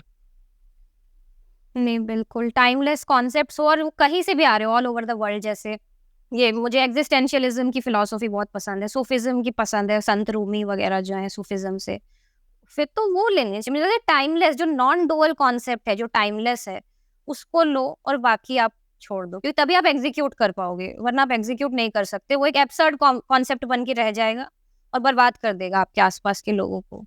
तीन ही तो तरीके हैं हम कुछ चीज़ों को मतलब मानते हैं या नहीं मानते। एक कहीं रेफरेंस कहीं से लाना कि इसने बताया था, पूर्वजों ने बताया था, ठीक है। दूसरा कि हम अपने अंदर हिसाब लगाने की कोशिश करते हैं कि लॉजिकली बैठ रहा है या नहीं बैठ रहा है। और तीसरा अगर हमें दिखे कि प्रमाण के सामने हो, तो यही तो 3 तरीके हैं। और शायद अलग अलग सिविलाइजेशंस में अलग अलग चीज़ों को ज़्यादा तवज्जो दिया जाता है, लेकिन जैसे कि भाई अर्पित भैया ने बताया कि भारत में रेफरेंस को लाना मतलब एक तरह से बाध्यता, और जैसे वेस्ट में अभी जो साइंटिफिक मतलब टेम्परामेंट है वहाँ पे तो आपको तार्किकता भी वहाँ पे मतलब खड़ी नहीं रह सकती ज़्यादा देर तक, आपको दिखाना पड़ेगा कि ये वास्तव में हो रहा है। हाँ, मतलब क्वेश्चन करने की जो चीज़ है, इसको आपको इंक्वायरी इंक्वायरी हमारे लिए धर्म का मतलब, स्पिरिचुअलिटी का मतलब, जो भी जीने का भी मतलब, जो हम परिवारवाद भी करते हैं, सब कुछ ना मानना बन गया है। मानो मानो, चाहे पूर्वज का मानो, कहीं से भी मानो, हमको जानने को एनकरेज करना पड़ेगा। अगेन एक रेशनल इंक्वायरी जो है, स्केप्टिसिज्म, इसको कि जानो भाई, अब तो एआई का ज़माना है, तो अब तो जानना ईज़ी हो गया है, तो जानो। तो वही है, जानना जब तक नहीं आएगा दिमाग में, बस मानते रहेंगे, तब तक कुछ नहीं हो सकता। जो जातिवाद का जो मसला है वहाँ पे मतलब काम के बारे में तो हमने बहुत चर्चा कर ली, ठीक है। पर आप दोनों के मतलब जीवन में कोई ऐसे कोई एक्सपीरियंस है क्या, जैसे कि विवाह के मामले में कि जातिवाद बहुत बड़ा मतलब कोई दीवार जैसा बन गया, ऐसा कुछ? मेरे तो बंगाली फैमिली है, तुमको पता ही है, हमारे में कुछ नहीं होता ऐसे। मेरे तो खानदान में डिवोर्स भी हुए हैं, सिंगल लड़कियां रह रही हैं, कोई दिक्कत नहीं है, हमारा तो चिल्ड है। तो मैं तो नहीं, हाँ, पर ऑब्वियसली एज अ गर्ल मैं जब बाहर निकलती हूँ फैमिली से, तो मुझे बाकी इंडिया को फेस करना पड़ता है। वहां मुझे दिखती है वही जातिवाद लड़कियों के साथ, तो मैं ऑब्वियसली कि बोलते हैं, पहले ही कंसिडर कर देते हैं कि अगर सपोज मैं एग्जांपल देती हूँ छोटा सा, कि एक लड़की अगर थोड़ी गर्लिश दिखेगी या गर्ली बनने, अब वो गर्ली है तो गर्ली हो जाती है भाई, वो डीएनए है, प्रकृति है। तो उसको लोग ताने मार देंगे कि भाई इसके पास दिमाग नहीं होगा, या ये पढ़ती लिखती नहीं होगी, या लड़की का मतलब है कि बस मेकअप ही करे, पढ़ नहीं सकती। ये टैग लग जाता है इंडिया में बाकी। बट आई एम लकी कि वेस्ट बंगाल की एक फैमिली मेरे पापा रहे हैं, जैसे मेरे पापा को पॉलिटिक्स में इंटरेस्ट था बचपन से, सुभाष चंद्र बोस वगैरह, तो मैं पढ़ पाई। तो एक वो फैमिली में मैंने जातिवाद ज्यादा नहीं देखा है लड़कियों के मामले में। ये मेरा बंगाल पर्सनल मैंने एक्सपीरियंस तो है। हाँ, बंगाल में एक माजरा है कि यहाँ पे जातिवाद दूसरी तरीके से दिखता है। यहाँ पे तीन या चार पार्टियां हैं, ठीक है। यहाँ जातिवाद दिखता है, यहाँ पे मतलब लिटरली मैंने सुना हुआ है कि अरे वो उस पार्टी से है क्या, उसकी उसका जो फैमिली है उस पार्टी को वोट देती है, हम वहां पे शादी नहीं करवाएंगे। अच्छा अच्छा, तो यहाँ इस हद तक। पॉलिटिकल जातिवाद चलता है यहाँ पे, जी जी। पॉलिटिकल जातिवाद। पॉलिटिकल जातिवाद। Everyone is in politics in West Bengal, everyone. नहीं, इधर जी तो यार नॉर्थ इंडिया में तो बहुत ज़्यादा है। मैं तो बचपन से काफ़ी देखा हुआ है, क्योंकि मैं भी मतलब अपनी फैमिली में, हालांकि जो मेरे मम्मी पापा हैं वो, कि उनकी गवर्नमेंट जॉब थी, तो वो इतना ज़्यादा उनको मैंने कभी नहीं देखा। बट मेरी जो दादी थी, उनको मैंने काफ़ी इन चीज़ों में, अनटचेबिलिटी वगैरह में काफ़ी देखा है। एंड इवन जहाँ कई बार गाँव में जाना हुआ है मेरे आस पास, उन गाँवों के अंदर भी मैंने देखा है कि वो किस तरह से पूरी चीज़ें चलती हैं। इवन मैला ढोने की जो प्रथा है, वो भी मैंने अपनी आंखों से देखी। आजकल तो खैर ख़त्म हो गई है, मे भी पता नहीं कहीं चल रही हो, क्या क्या प्रथा, लेकिन मतलब समझ नहीं पाया। मैला होने की प्रथा, मैला ढोना, कि मैला हो जाए, अच्छा मैला डोना, ओके। नहीं, नहीं, मैं बताता हूँ। मतलब नहीं, मैला डोना नहीं। मुझे नहीं मैला, पता, मुझे लगा हाँ, सॉरी सॉरी। मैं बताता हूँ क्या होता है। होता क्या है कि पहले, अभी तो क्या है कि टॉयलेट्स बन गए हैं ये वो वाले ना, जो ये टैंक वाले जो टॉयलेट्स होते हैं ना, पहले वो नहीं हुआ करते। होता क्या था, गाँव के अंदर एक जगह होती थी, उस जगह पर कुछ लोग, जो बड़े लोग होते थे, वो अपने घरों में ऐसी बनवाते थे, वो कुछ कॉमन जगहें होती थी। उन जगहों पे क्या होता था कि ऐसे ही खुला टॉयलेट होता, मतलब कोई वो जो टॉयलेट है वो कहीं जाती नहीं थी, वो वहीं पर ही है, आप अगर करके आए हो ना, वहीं पर रखी हुई। एक आदमी आता था, वो बाद में उसको उठा के अपने तसले में रख कर अपने सर पे लेके जाता था। उसको बोलते हैं कि इसको ये ढोने तो की जो प्रथा घटिया थी, है। तो ये चलती थी। और वो एक पर्टिकुलर कम्युनिटी का ही वो व्यक्ति होता था जो ये इस काम को करता। एंड इवन दिल्ली के अंदर मैं आज भी देखता हूँ, कहने को महानगर है, लेकिन जो सीवेज हैं, सीवेज के अंदर इंसानों को उतरते हुए देखा है मैं, कि वो कैसे उतर रहे हैं। मतलब उस जगह पर कैसे यार कोई अपने शरीर को लेके कैसे वहां पर उतर सकता है, ये चीज़ें मैंने अपनी आंखों से देखी हुई हैं। और पता नहीं क्यों हमारे पास मशीनें नहीं है उन चीज़ों के लिए, क्या है, क्या वजह है, ये चीज़ें हैं। बाकी ये भी देखा है मैंने कि भाई किस तरह से लोग खाने पीने की चीज़ों में भी वो करते हैं कि भाई नहीं खाना चाहते, ये सब चीज़ें भी मैंने देखी हुई हैं। तो इधर तो खैर बहुत ज़्यादा। और बाकी जो शादी वगैरह को लेकर भी वो चीज़ें भी देखी हुई हैं। कई इंसिडेंट है मेरी आंखों के सामने, कोई लड़की है, उसका अफेयर है किसी ऐसे लड़के से जो कि सो कॉल्ड लोअर कास्ट में आता है लोगों के हिसाब से, और घर वाले बिल्कुल एग्री नहीं कर रहे हैं, और फिर वो लास्ट में उसको भागना पड़ता है, और उसके बाद बहुत पुलिस केस ये वो दुनिया भर की ये सब भी होती हैं। इवन मतलब मेरी जानकारी में नहीं है, लेकिन हाँ, यहाँ पर ऑनर किलिंग के भी बहुत सारे केसेस हैं यहाँ पर, कि वो इसीलिए उसको मार दिया गया। अभी एक रिसेंट केस भी है बाराबंकी का, जिसमें कि वो लड़की थी, वो किसी लड़के के साथ अफेयर में थी और वो भाग जाती है उसके साथ, उसका जो फादर है वो उस लड़के को मार देता आवाज नहीं आ रही है आपकी मेघनाथ, आपको है। सुनाई? अच्छा, आवाज़ नहीं। कट रही थी थोड़ी, लेकिन सुनाई दी मुझे स्टोरी, वो आ जाएगी, सुनाई हाँ, तो रिकॉर्डिंग। वो जो मतलब जो ऑनर किलिंग है ना, ऑनर किलिंग के भी काफ़ी सारे केस हैं इसमें, कि वो कोई लड़की है जो कि किसी सो कॉल्ड लोअर कास्ट के लड़के से अफेयर है उसका, और उसकी वजह से वो मतलब घर वाले राजी नहीं है, तो अपना भाग जाती है, और उसके बाद में फादर जो है गुस्से में आकर उस लड़के को ही मार देता है। ये चीज़ें भी होती हैं यहाँ पर, और आज के डेट में भी हो रही हैं। एंड इवन घोड़ी ना चढ़ने देना, ये राजस्थान में ये सारी चीज़ें बहुत ज़्यादा देखने को मिलेंगी आपको, कि भाई घोड़ी ना चढ़ने देना, मूछ ना रखने देना, इन चीज़ों पर भी सोचो। आज तक भी लड़ाई है कि भाई आप पर्टिकुलर कास्ट के हो तो आप मूछ नहीं रख सकते, आप घोड़ी पर चढ़ के बारात नहीं निकाल सकते। तो बहुत बुरा हाल है अभी तक भी। अगर आप लोग बहुत सारे कई बार आते हैं, मैं लाइव स्ट्रीम भी करता हूँ, उसमें कहते हैं कि भाई आप फालतू का आपने मुद्दा बना रखा है, जातिवाद तो खत्म हो गया, कहाँ है जातिवाद, हमने तो नहीं देखा किसी को जातिवाद करते हुए। मैं कहता हूँ आप जाके आंकड़े उठा लो ना, आपने नहीं देखा होगा, मे बी आप लकी हो, आपने नहीं देखा होगा, आप जाकर एनसीआरबी का डेटा खोल लो, वहाँ से आपको पता चल जाएगा कि ये आज भी जो दलितों के खिलाफ एट्रोसिटीज़ हैं कितनी ज़्यादा हैं, दलित महिलाओं के बलात्कार कितने ज़्यादा हैं। और ये तो वो चीज़ें हैं जो कि रिपोर्टेड हैं, अनरिपोर्टेड तो जिनकी कोई गिनती नहीं है। मतलब आप सोचो कि कोई व्यक्ति है, कोई व्यक्ति है जो कि जिसके साथ ऐसा व्यवहार हो रहा है कि मतलब उसको बाइकआउट टाइप का हो रहा है, कि वो जहाँ जा रहा है तो वो उस जगह से लोग हट जा रहे हैं, या फिर वो कहीं किसी कुएं पर पानी पीने गया, उसको मना कर दिया गया कि आप यहाँ से पानी मत लो, फिर किसी हैंडपंप से पानी लेने से मना कर दिया। अब ऐसी चीज़ों को कौन रिपोर्ट कराता है? तो ये चीज़ें अभी भी प्रैक्टिस में है देश के अंदर, और पता नहीं ये चीज़ें कब खत्म होंगी। शहरों का भी जो देख रहा हूँ, मतलब एक कहानी मैंने सुनी थी कि एक व्यक्ति मतलब नौकरी करने गए थे, ठीक है। अब हिंदी में शायद उसे जनेऊ कहते हैं, जो यहाँ से हाँ, लगाते हैं। जनेऊ। हाँ हाँ, जनेऊ। अ, एक मतलब जिस व्यक्ति ने हाथ दिया था उसके पास शायद जनेऊ जनेऊ था, किस जाति का था मुझे पता नहीं। तो जिसके पास शायद था या नहीं था, उसके पीठ में मतलब हाथ थपथपाना के मतलब एक बहाने से देख लेते थे कि ये जनेऊधारी है नहीं है। उसके बाद उसका ट्रीटमेंट शुरू होता, अच्छा करे बुरा करे। ये भी है यहाँ पर। आप कहीं ऐसे जाओ कि जहाँ पर कि किसी पब्लिक ट्रांसपोर्ट में या पब्लिक प्लेस पर, जहाँ पर कि अनजान लोगों से आपको इंटरेक्शन होने का मौका मिले, तो आज भी, अब तो खैर थोड़े लोग एडवांस हो गए हैं, लेकिन अगर कोई गाँव वाँव का कोई फंस गया, तो वो आपका नाम पूछेगा, आप कहाँ से हो ये पूछेगा, फिर कौन से घर से, पापा क्या करते, धीरे धीरे धीरे धीरे वो इस पर आएगा कि आपकी जाति पता कर लेगी, आपकी कास्ट क्या है। क्योंकि वो क्यों पता करना चाहता है? इसलिए पता करना चाहता है कि फिर वो तय करेगा कि अब आपसे कैसे, आपके साथ कैसा ट्रीटमेंट करना है।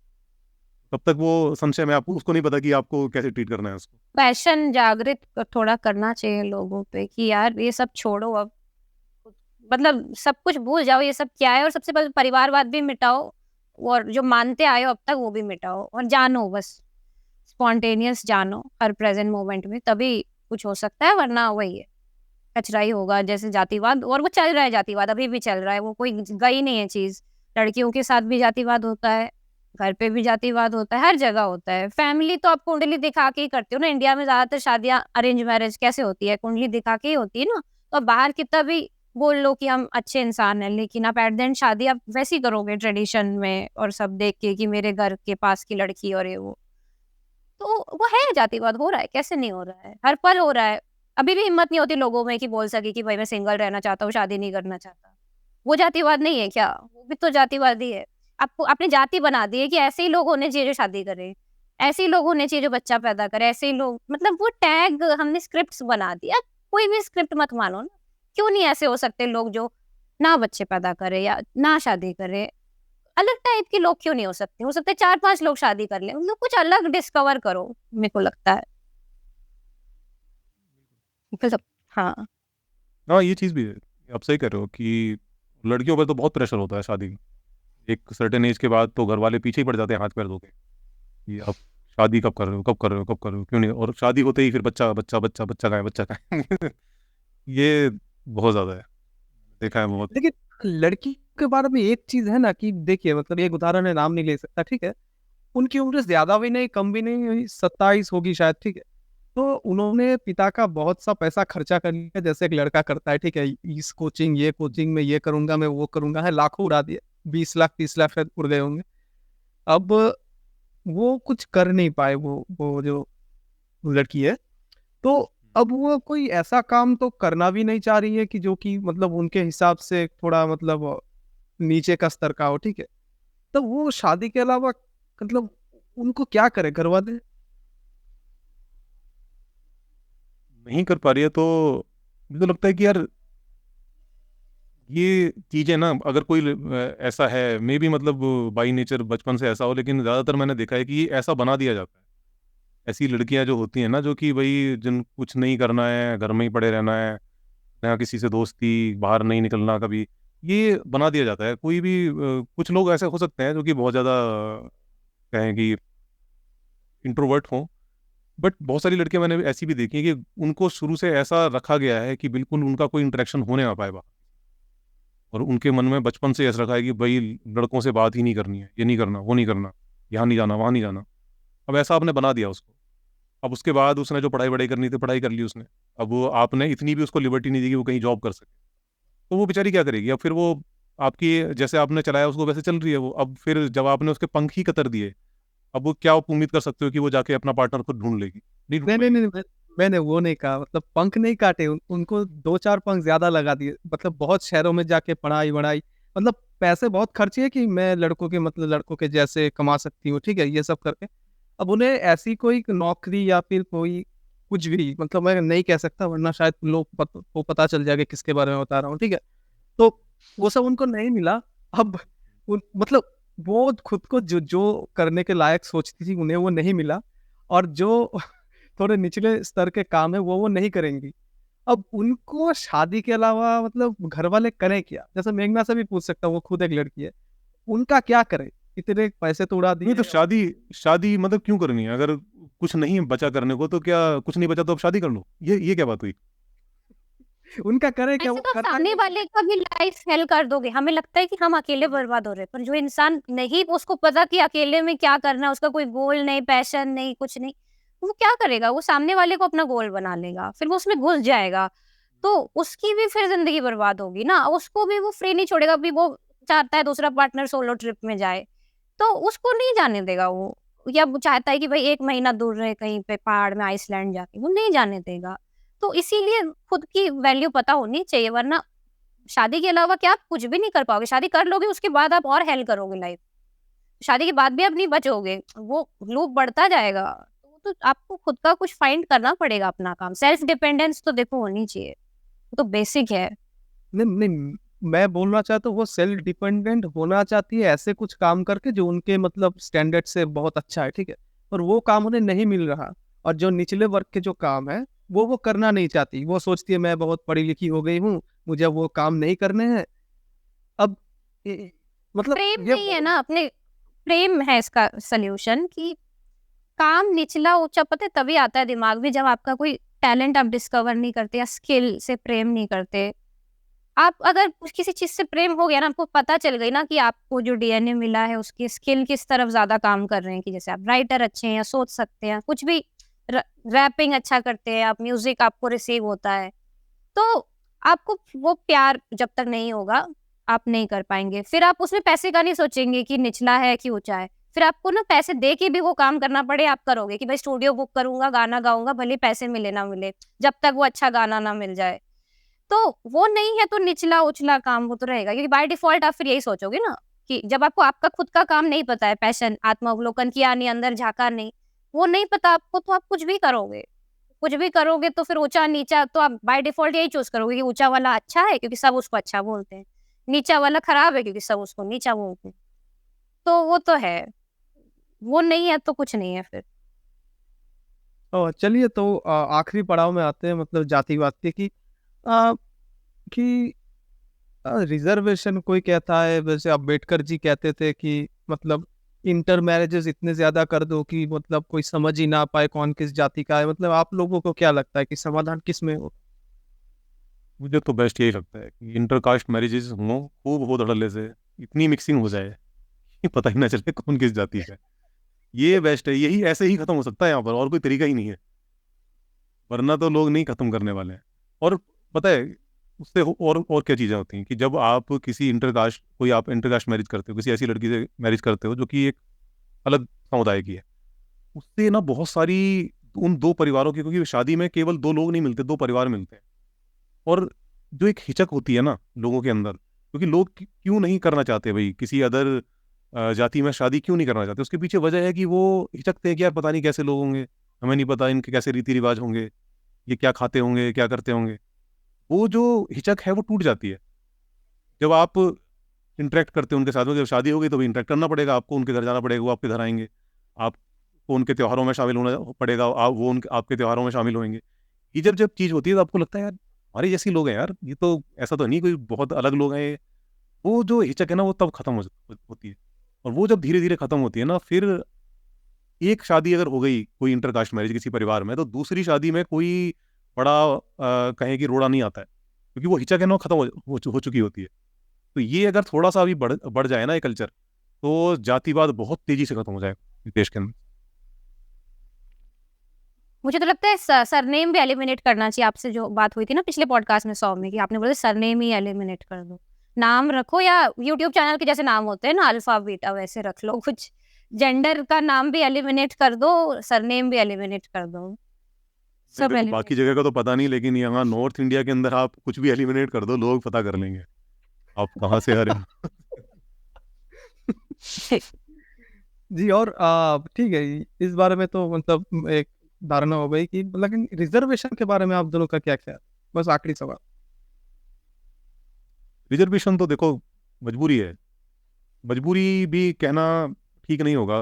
मतलब एक बात बताओ, एक कोई समुदाय है जिसके साथ मतलब सदियों से, पीढ़ियों से उनके साथ में आप डिस्क्रिमिनेशन कर रहे हो, आप उनको एक जो इंसान की तरह जैसे ट्रीट करना चाहिए किसी इंसान को, वो ट्रीटमेंट आप उनको नहीं दे रहे।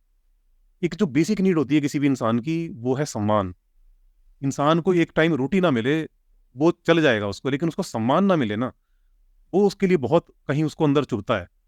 और सोचो एक ऐसी चीज, इतनी जो बेसिक चीज है एक इंसान के लिए, वो चीज उसको पीढ़ियों से नहीं दी आपने, तो उसको आप बदले में क्या दे सकते हो? कुछ है नहीं आपके पास देने के लिए।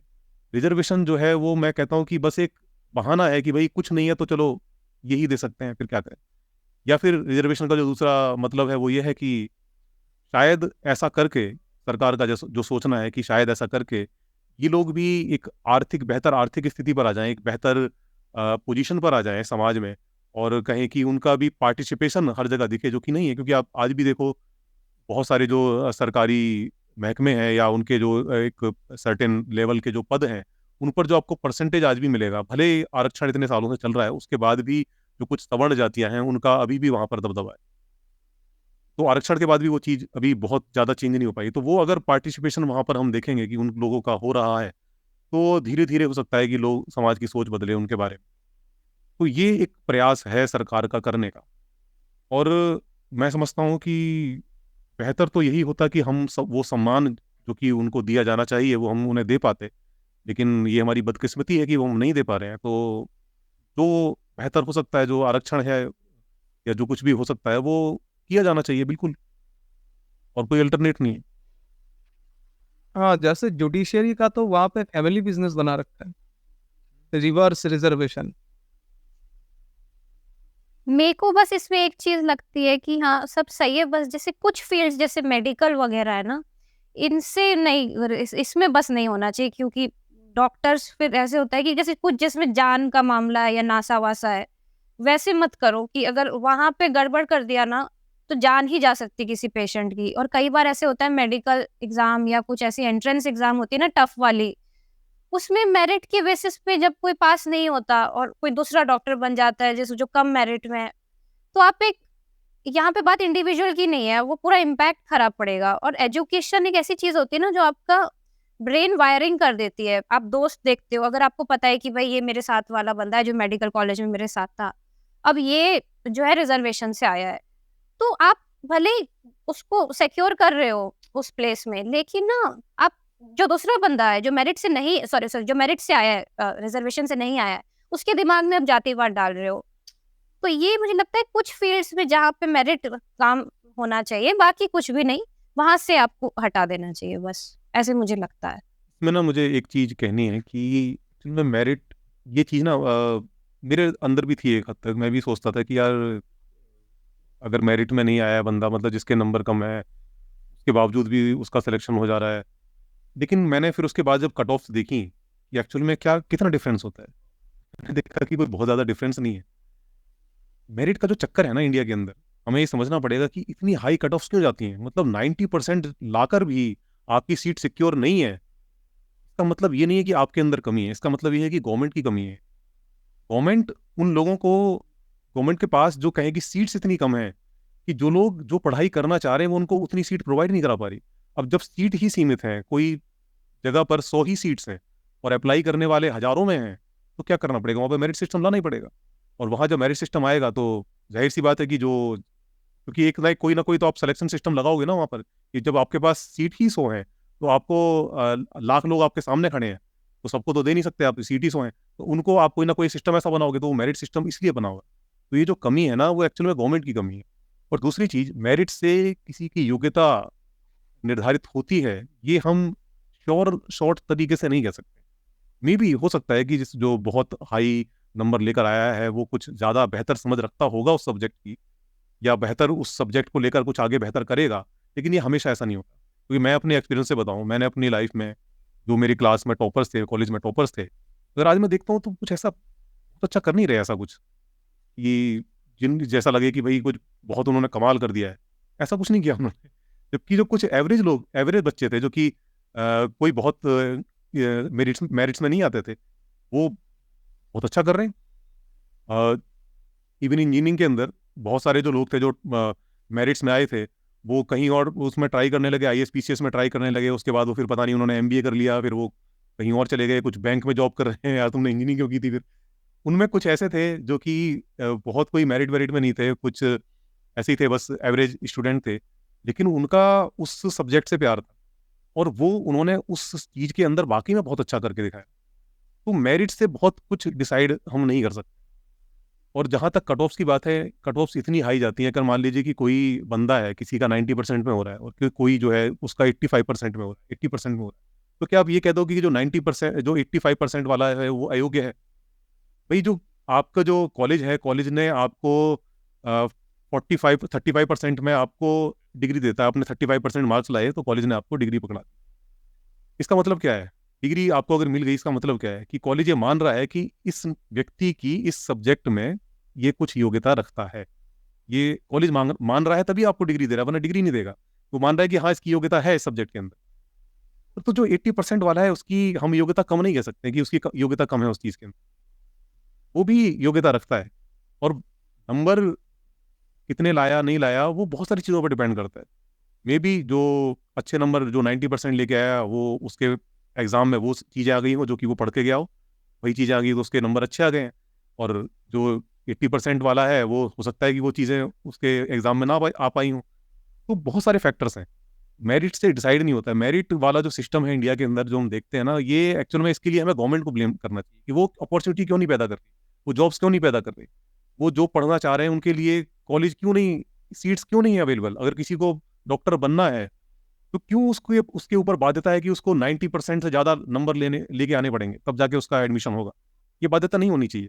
आपकी अगर 50% भी आ रहे हैं, 60% भी आ रहे हैं और आपका मन है कि मेरे को मेडिकल पढ़ना है, आपको अपॉर्चुनिटी मिलनी चाहिए। नहीं, बिल्कुल मुझे लगता है सारे बच्चों को ये जो बेसिक, जैसे चाइना में चलता है ना, ये जो बेसिक एजुकेशन है कि भाई 10th तक सब गवर्नमेंट ही अब आपको कराएगी और सारे बच्चे सेम है, आप कराओ। तो मुझे लगता है कोई भी बेसिक लेवल तक या कोई तो चीज़ जहाँ पे भी आप पहले तो और क्रिएट करो कि सारे पैशनेट फील्ड्स जो है वो अवेलेबल हो। ऐसा नहीं कि बस इंजीनियर, डॉक्टर। दिक्कत ये भी है ना, इसीलिए भी तो सारे लोग सीट्स जो है लिमिटेड है और ज़्यादा लोग अप्लाई कर रहे हैं, क्योंकि हमारे लिए बस इंजीनियरिंग डॉक्टर, इसके अलावा तो कुछ है नहीं। तो सबसे पहले तो क्रिएट करो, जैसे चाइना ने क्रिएट किया है कि भाई मैन्युफैक्चरिंग के उन्होंने अलग-अलग स्किल्स की वहाँ पे पढ़ाई होती है, तो वो अपना मैन्युफैक्चरिंग का कुछ खोलते हैं, कोई कपड़े का बिज़नेस कर रहा है, कोई कुछ कर रहा है। तो आप खोलो, उसके बाद फिर एनफ सीट्स हो जाएगी और सब कुछ आप सबके लिए खोल दो। जैसे इन्होंने कहा ना कि भाई गवर्नमेंट को क्रिटिसाइज़ करना चाहिए कि कोई बच्चा डॉक्टर बनना चाहता है, तो वो उतने परसेंटेज क्यों लाए? सही बात है, क्योंकि अब वो लाना पड़ रहा है, क्योंकि बाकी है ही नहीं ना कुछ, अब बस डॉक्टर इंजीनियर ही है तो वो करना पड़ रहा है। तो एक ही तरीका है कि आप मल्टीपल चीज़ें खोलो और बेसिक एजुकेशन में सबको डालो। बस आईआईटी ही श्रेष्ठ है, इसको घोषित मत करो, या यूपीएससी ही श्रेष्ठ है, तो फिर मेरिट सिस्टम होगा, ऐसे मुझे लगता है। जी, जी। अर्पित भैया की एक बात से मैं सहमत हूँ कि जैसे हार्वर्ड ने भी मतलब एक प्रोफ़ेसर थे, उन्होंने भी कहा था कि हार्वर्ड किसको लेगा या नहीं लेगा, वो हार्वर्ड डिसाइड करेगा। आपको लगता है मेरिट सिस्टम से क्यों नहीं हम ले रहे, हम कुछ ब्लैक्स को ले रहे हैं, कुछ एशियंस को ले रहे हैं, कुछ यूरोपियंस को ले रहे हैं, हमारी मर्ज़ी। हमें हार्वर्ड का कल्चर कैसा होगा, हार्वर्ड ठीक करेगा, ठीक है? तो मतलब उन्होंने भी कहा था, तो ऐसा भी कह सकते हैं कि जी जो मेरिट में अच्छा मतलब किस में अच्छे? देखिए, सवाल भी कौन से आते हैं? अगर आप देखें नौकरी के ज़्यादातर परीक्षा है, वो जो रीज़निंग वगैरह होते हैं, वो कौन से काम में आते हैं? मुझे तो नहीं पता किसी काम में आते हैं या फिर मतलब नौकरी में। वो इतने ट्रायंगल के अंदर 16 ट्रायंगल हैं या 27 ट्रायंगल हैं, ये कौन से काम में आते हैं मुझे नहीं पता। मेघना के एक पॉइंट से मैं सहमत हूँ कि जैसे कि पिछले पॉडकास्ट में भी उसने शेयर किया मतलब उन्होंने शेयर किया मेरे साथ कि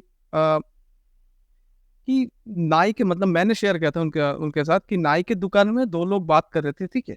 एक एससी थे, एक ओबीसी थे। ओबीसी वाला एससी को बता रहा है कि देखो, जनरल वाले से ही अ, मतलब जनरल डॉक्टर को ही दिखाना, वरना अगर बाई चांस एससी को दिखा दिया और एससी रिजर्वेशन से आया तो चिकित्सा थोड़ी गलत हो सकती है। मतलब ये भी बताया था उन्होंने। वो तो है, अब भेदभाव वैसे मत करो भाई कि ये तो रेसिज्म है सीधा-सीधा। मतलब आप जानो, डॉक्टर को देखो भाई कि उसने एक्सपीरियंस कितना लिया है, रेसिज्म मत करो, डिक्लेयर मत कर दो। देखो कितने केसेस हैं उसने सॉल्व किए हैं, रिव्यू क्या रहा है डॉक्टर का, ये सब पैमाने देखो जो एग्जीक्यूट किए जा सकते हैं। सिंपली बिना जाने डॉक्टर को कमेंट मत करो, रेसिज्म है फिर। डॉक्टर के पास जाओगे तो आप कभी भी जाते हो, मतलब मैंने तो आज तक नहीं पूछा कि भाई आप एक बार अपनी मार्कशीट दिखाओ कितने नंबर आए आपके, ये कोई भी नहीं देखता। हम यही देखते हैं एक्सपीरियंस क्या है उसका, उसके उसके बारे में रिव्यू क्या है लोगों के, लोग क्या कहते हैं कि वो कितना अच्छा ट्रीट करता है, तो वही चीज़ देखी जाती है और वर्क में वही देखा जाता है। शुरू में ज़रूर आपके फर्स्ट जॉब में ज़रूर आपकी कोई मार्कशीट देखेगा, बाद में आपका एक्सपीरियंस ही पूछते हैं, आपसे पूछेंगे भैया क्या करते हो, क्या आता है आपको, बस इसी पर आपका सिलेक्शन होता है। काम वो जब आप एक्चुअल में काम करना शुरू करते हो ना, पढ़ाई एक अलग चीज़ है, जब आप एक्चुअल में उस फील्ड में काम करना शुरू करते हो, उस प्रोसेस में आप बहुत सीखते हो। वो जो पढ़ाई है आपकी वो हेल्प करती है उस चीज़ को सीखने में, उस चीज़ को बेटर वे में करने में। लेकिन जो काम जब कब करना शुरू करते हो ना, वो एक अपने आप में एक अलग चीज़ है, जिसको कि आप मेरिट से जज नहीं कर सकते। जी। मतलब आखिर में कोई एंड नोट आप दोनों के तरफ से मेघना आप पहले बताइए? मेरी तरफ से तो यही है कि यार मानो मत, स्क्रिप्ट्स को मत फॉलो करो, चाहे वो फैमिली वैल्यूज हो या आप वर्क में कुछ करना चाहते हो। हर चीज ट्राई करो और अपॉर्चुनिटी क्रिएट भी करो, तभी और भी लोग, मतलब फ्री छोड़ने की कोशिश करो इंडिया को। अपने इंडिया को क्या कर दिया है अभी ना, बहुत बांध दिया है कि परिवार भी ऐसे ही चलेगा, अकेले आप नहीं रह सकते, या ऐसे ही करना है कि बस आईआईटी होंगे, डॉक्टर, यूपीएससी, बहुत हमने लिमिट लिमिट लिमिट कर दिया है। तो हमें खोलना पड़ेगा सब थोड़ा इंडियंस को, वरना आप अपने देश को ना बचा नहीं पाओगे। जैसी स्थिति चल रही है, ये तो बहुत बर्बाद होता जा रहा है। तो एक गवर्नमेंट की इसमें बहुत बड़ी ज़िम्मेदारी बनती है और लोगों की भी, कि वो ऑब्वियसली गवर्नमेंट तो लोग ही चुनेंगे, तो लोग ही आते हैं एट द एंड, कि भाई थोड़ा बाहर निकलो अपनी मानसिकता से, नया कुछ एक्सप्लोर करो, यही मैसेज है। भैया? बिल्कुल, मेरा भी बस यही है कि लोगों से यही कहना है कि आप किसी भी चीज़ को एकदम आँख बंद करके फ़ॉलो करना बंद करो। अपने दिमाग का इस्तेमाल करो। ये जो बुद्धि आपको दी गई ना, ये जो आप सर के ऊपर इतना बोझा लेके घूम रहे हो, ये इस्तेमाल के लिए, इसका कुछ यूज़ है, वो यूज़ करो। और यूज़ करोगे तो केवल आप अपना तो भला करोगे, हमारे देश का भी भला होगा। हमारा जो देश है आज देखो कि हालत क्या है कि एक अमेरिका सोचो, ट्रम्प जो है वो 50% टैरिफ लगा दे रहा है और हमारे पास रिटेलिएट करने की कैपेबिलिटी नहीं है। चाइना ने रिटेलिएट किया, उसको हटाना पड़ा टैरिफ। आज हम नहीं कर पा रहे। क्यों नहीं कर पा रहे? क्योंकि हमें पता है कि हम कमज़ोर हैं। तो ये कमज़ोर कब तक रहेंगे? कब तक हम ऐसे रहेंगे? कब तक हम ये ख्वाबों ख्यालों में की दुनिया में घूमते रहेंगे कि हम तो विश्व गुरु हैं, हम तो ये हैं वो हैं? कुछ नहीं, ये सब फालतू की बातें हैं, इनको दिमाग से निकालो। अपनी ज़िंदगी बेहतर करो, अपना कुछ लाइफ में बेहतर करो, कुछ बेहतर पढ़ो, कुछ बेहतर खोजो। यही जो चीज़ है ना, यही भारत को बेहतर कर सकती है। ये जो अंधभक्ति वाली बातें हैं, किसी भी चीज़ को आँख बंद करके मान लेना और उसको लेकर जो है खुश होते रहना, वो चीज़ आपको खुशी दे सकती है कुछ समय की, लेकिन उससे ना तो आपका कुछ बेहतर होगा, ना ही इस देश का कुछ बेहतर। जी, जी, मतलब आप दोनों को ही इतना समय देने के लिए बहुत शुक्रिया। जी, जी, जी। शुक्रिया और आशा करता हूँ मतलब भविष्य में आप दोनों को ही पाऊँगा। बिल्कुल, बिल्कुल। जी, जी, जी। Thank you. ठीक, चलो, बाय-बाय।